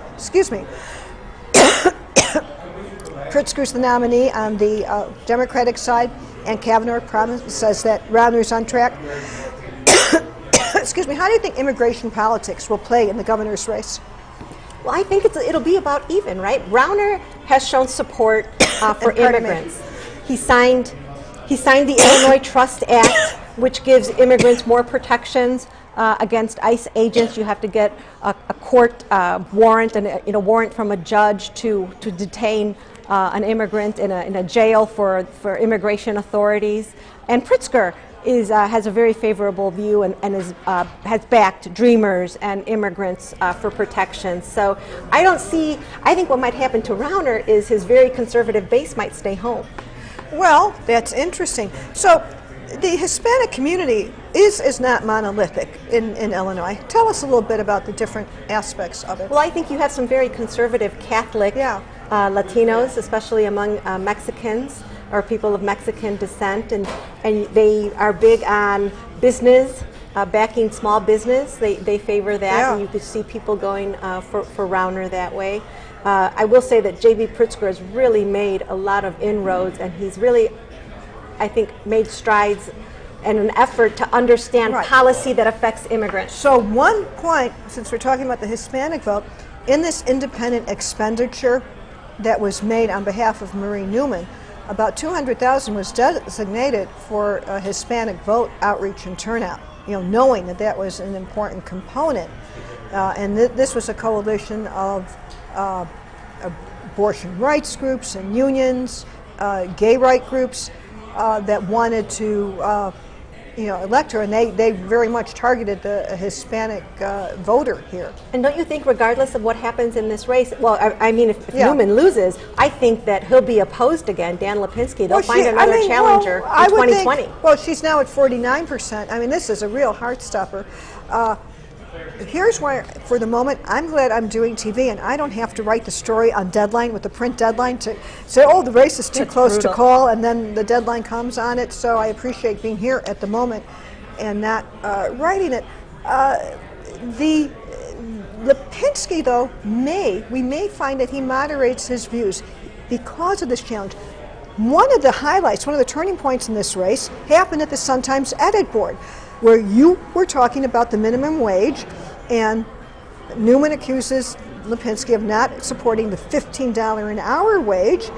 It becomes an issue, and then he signs on to a $15 an hour minimum wage bill in Congress shortly after. A bill that was kicking around for months. And to give him credit, you talk about minimum wage, but on Dreamers, I think he's come around on immigration. I think, the times are forcing him to change on that, on immigration, and I think on health care, he is evolving there too, to be more in line with the mainstream Democrats. Right. So, how do you think that, you get to be a critic since you're an editorial writer, and now we have a very buoyant J.B. Pritzker declaring victory and all that. Do you think I do politics, so sometimes I just kind of look at that. Do you think there is any issue that might have resonated more than others? Because I know you pay close attention to that in the Democratic primary.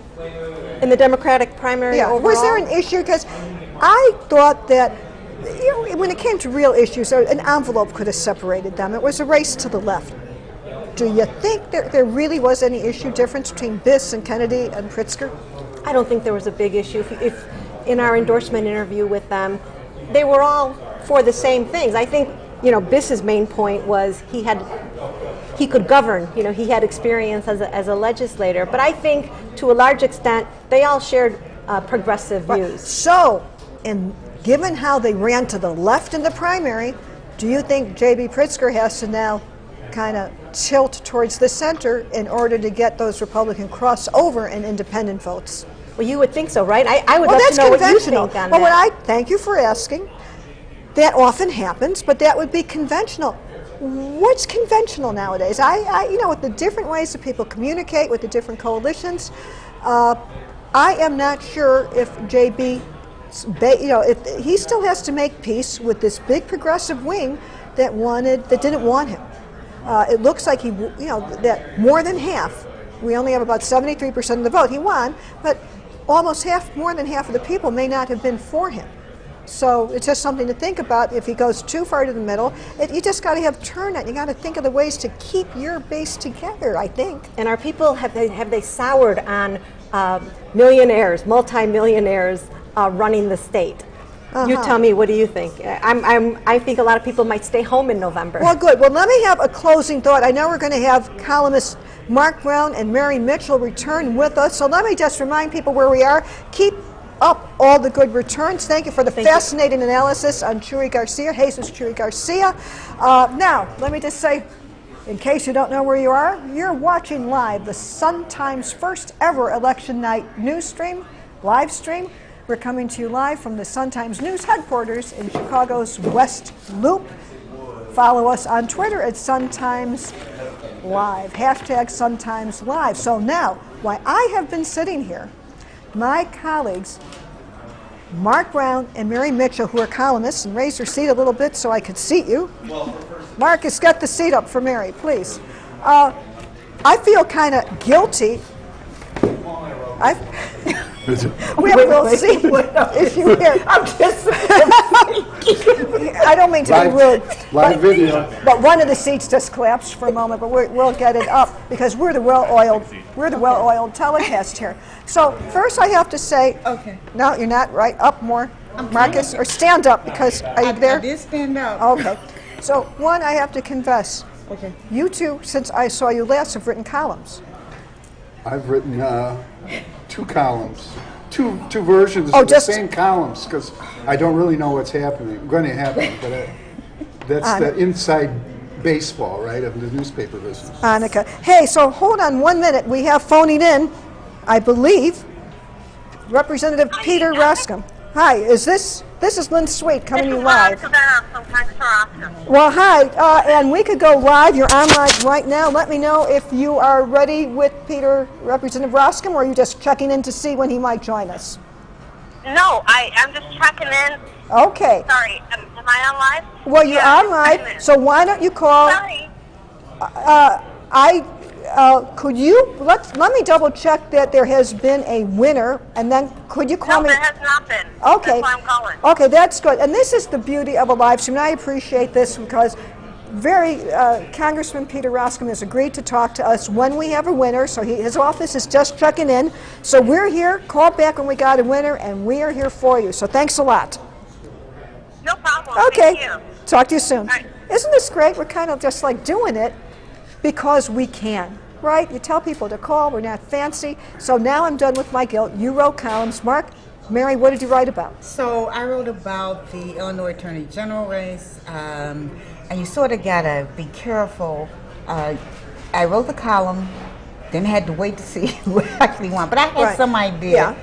So we've heard that AP has called for Erica Harold on the Republican side. She will be the nominee. And on the Democrat side, we are thinking that it's going to be Kwame Raoul. Still hasn't, no one's conceded. Right. We don't know that to be the fact. But if that's the case, that means that Erica Harold would stand in there. She could make history. Number one, mainly because she would be an African-American female going to the Illinois Attorney General's office.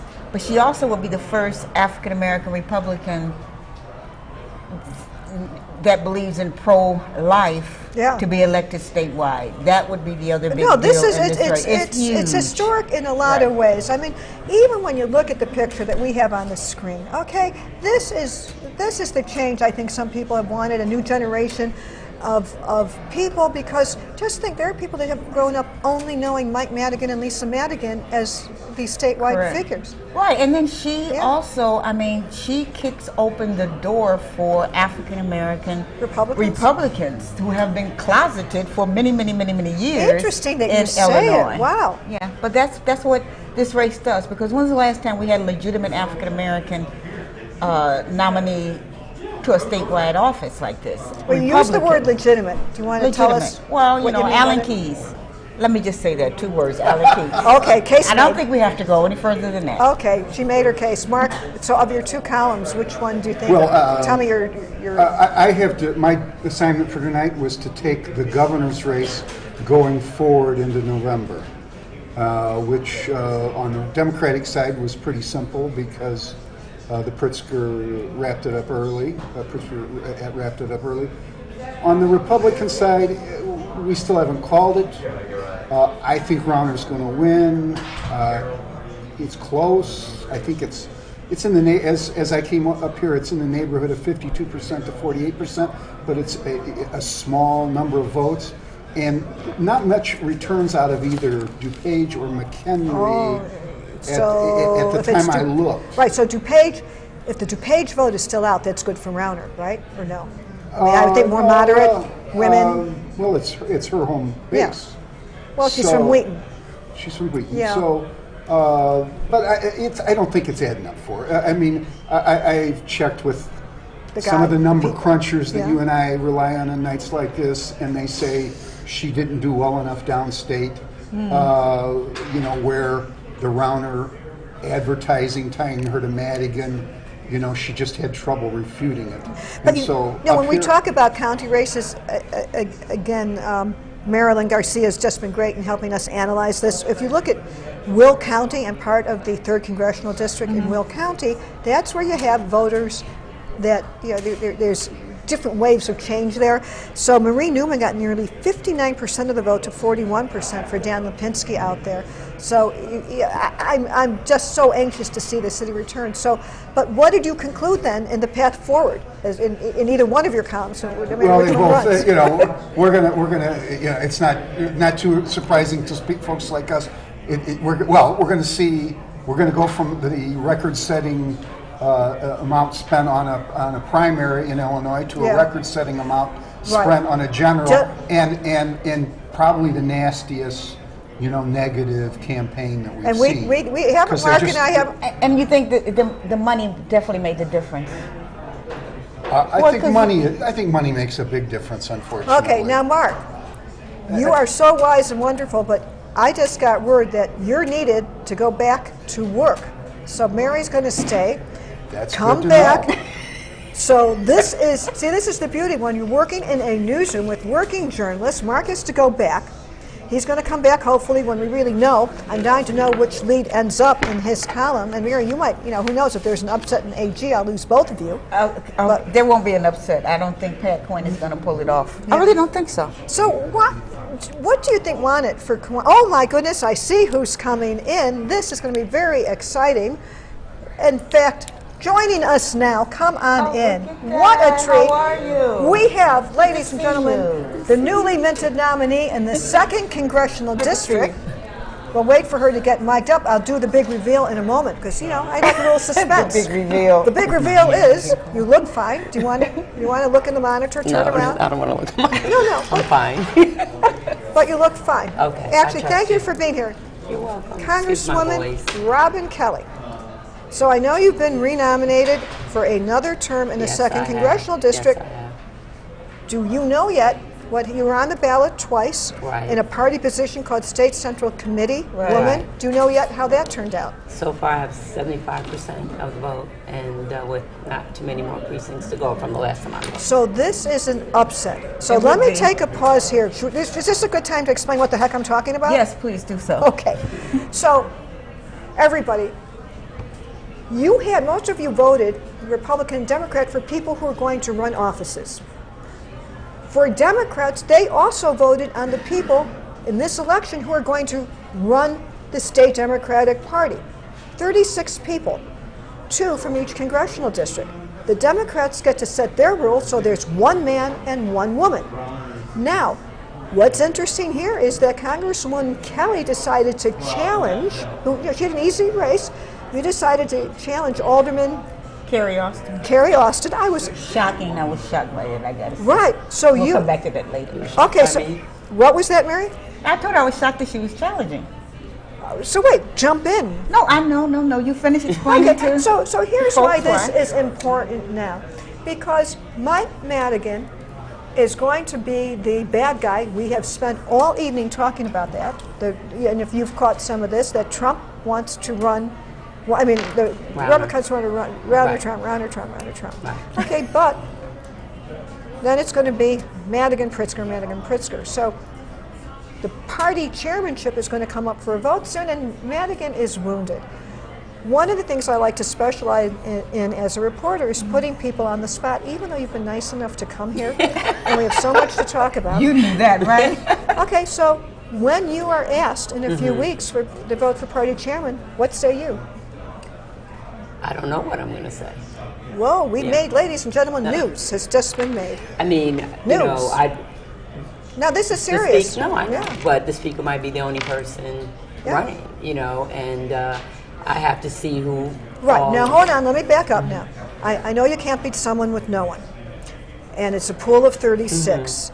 And frankly, you are if you now are elected, you are the 3rd Congress person to be in the State Central Committee. Bobby Rush. And I don't see Congressman Davis or Bobby Rush, with all due respect, being party chairman.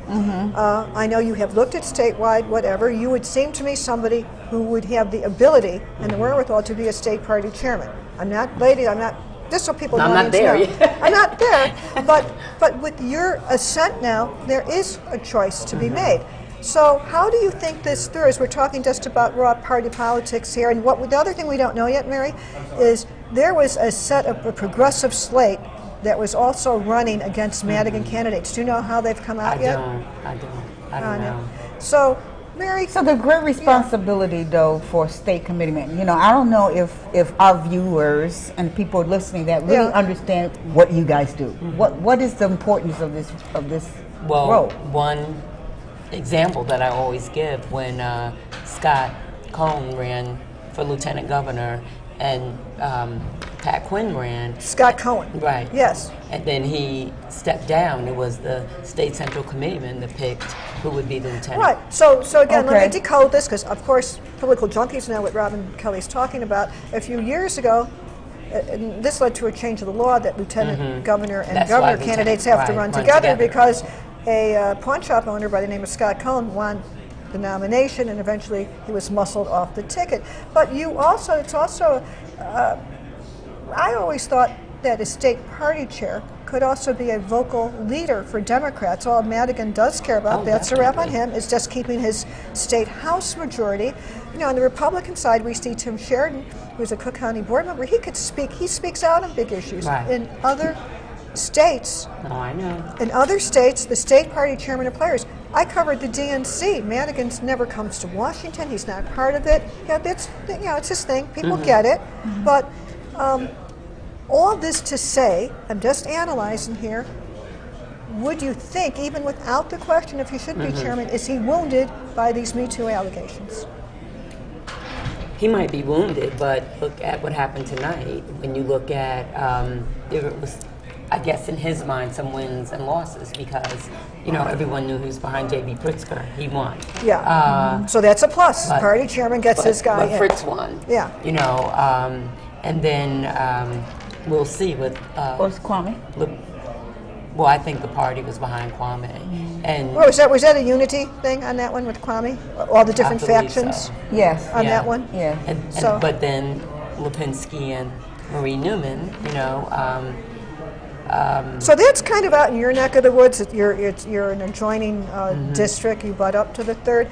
So we have 90% of the vote in now, and it's Newman 49%, Lipinski 51%. Oh, I thought it was. It's been going back and forth. What does that say to the progressive movement out in your neck of the woods? What do you read into it? I mean, Newman starting from scratch doing this well. What's your read on that? Well, I know she had a lot of people come out for her. And you did not endorse in this No, race. I stayed out. So here's the other thing I want to point out. I don't know enough to know exactly why, but some of your colleagues took the extraordinary move of endorsing of other Illinois lawmakers. Representative Luis Gutierrez and Jan Schakowsky did. Who's leaving? Jan Dustein. Right. And some other members of Congress did, but they're not. They don't have to. There's nothing to cost them here on it. So.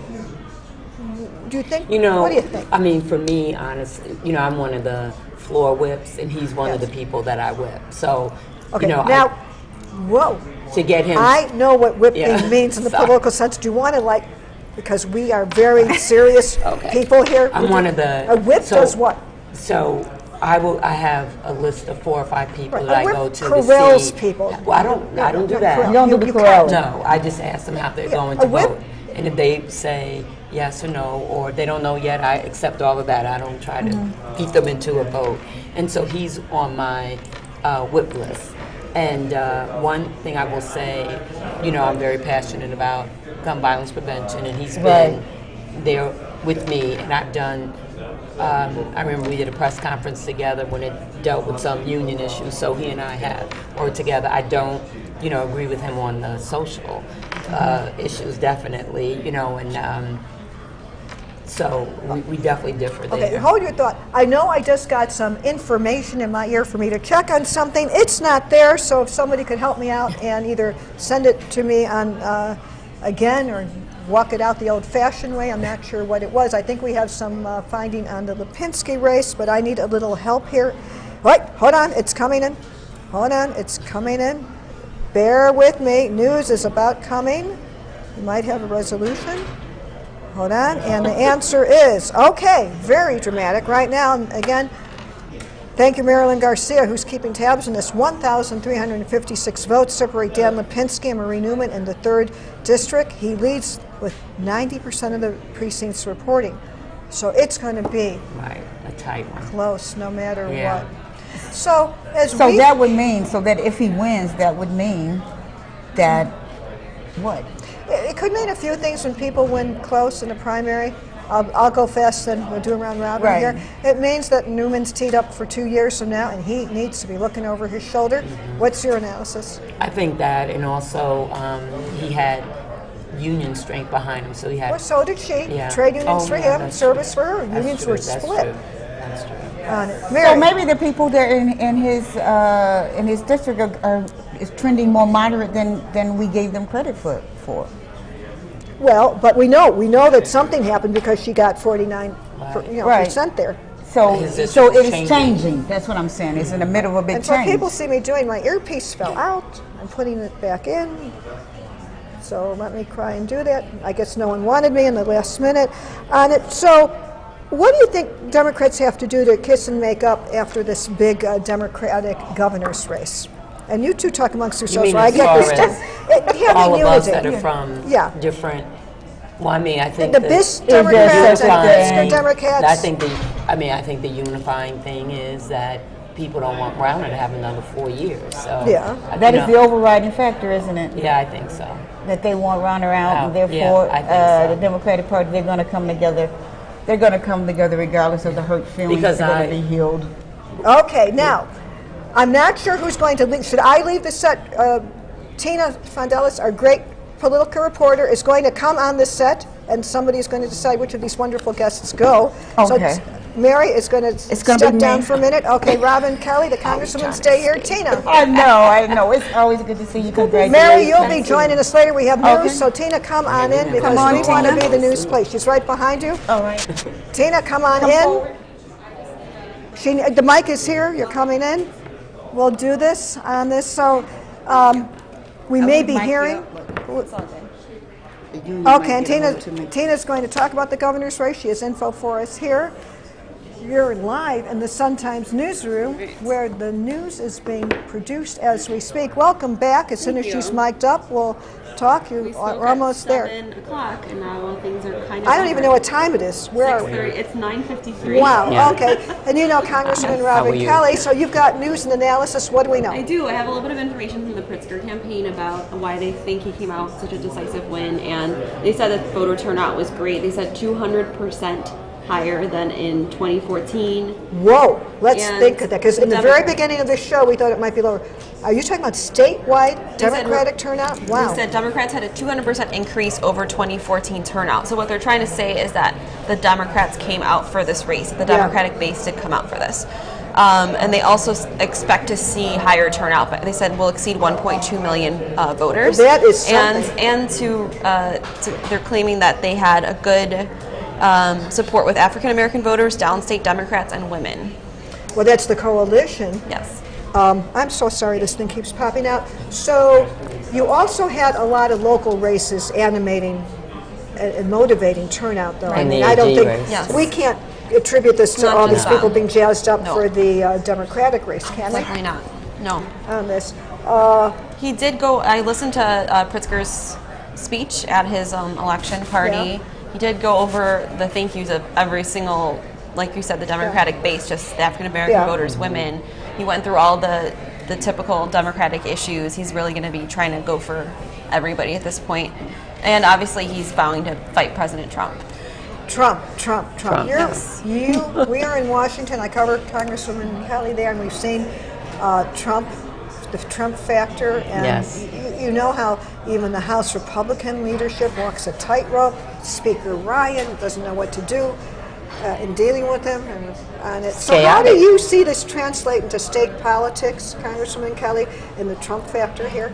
Well, and if you want to get your seat up a little bit, I think you've fallen. I hate when people seem to fall. There's a little I don't want to do it so I don't fall back the other way. I'm fine. Okay. Well, I think that the Trump factor has gotten more people interested, more people involved, more people, it woke people up, you know, and I think I've heard people say, you know, there's Trump and then there's Trump Light, who is Rauner. And I think that people realize we can't have the election, excuse my voice, like we've had, you know, with getting Trump in and then Rauner. So people didn't participate. One of the things that I talked to the governor advisor and Kavanaugh about, and that we're aware, is that the governor has been absent from Washington because he was afraid to deal with Trump. And you've reported it on this set. How many stories did you write? Keeping his distance he from didn't Trump. say his name for a couple of months, maybe a year. So he recently started to say the president's name. Recently, when he needed Jeanne Ives. So what are some of the issues that if the governor wanted to work on? I mean, I think there are some things that bring the delegation together, even in these partisan areas that I thought Rauner kind of missed a beat. It wasn't really about he was Trump. always scared. He was always scared of that conservative base. And all these speeches that we're hearing with the Democrats, they're all talking about Bruce Rauner, but it's still pretty close in the Republican nomination. They're all vowing to defeat Bruce Rauner in November, and we're still kind of waiting for that to trickle in. I think he's only up by about 3%. But that is the bottom line, is that, yes, he was scared of the ultra-conservative voters. And we're seeing that tonight, that it's a very close primary, and this is not what he wanted. He wanted something much more decisive than this. So here, I have a little prediction to make that I bet that even Rauner, even if President Trump offered to come campaign for him, would say no.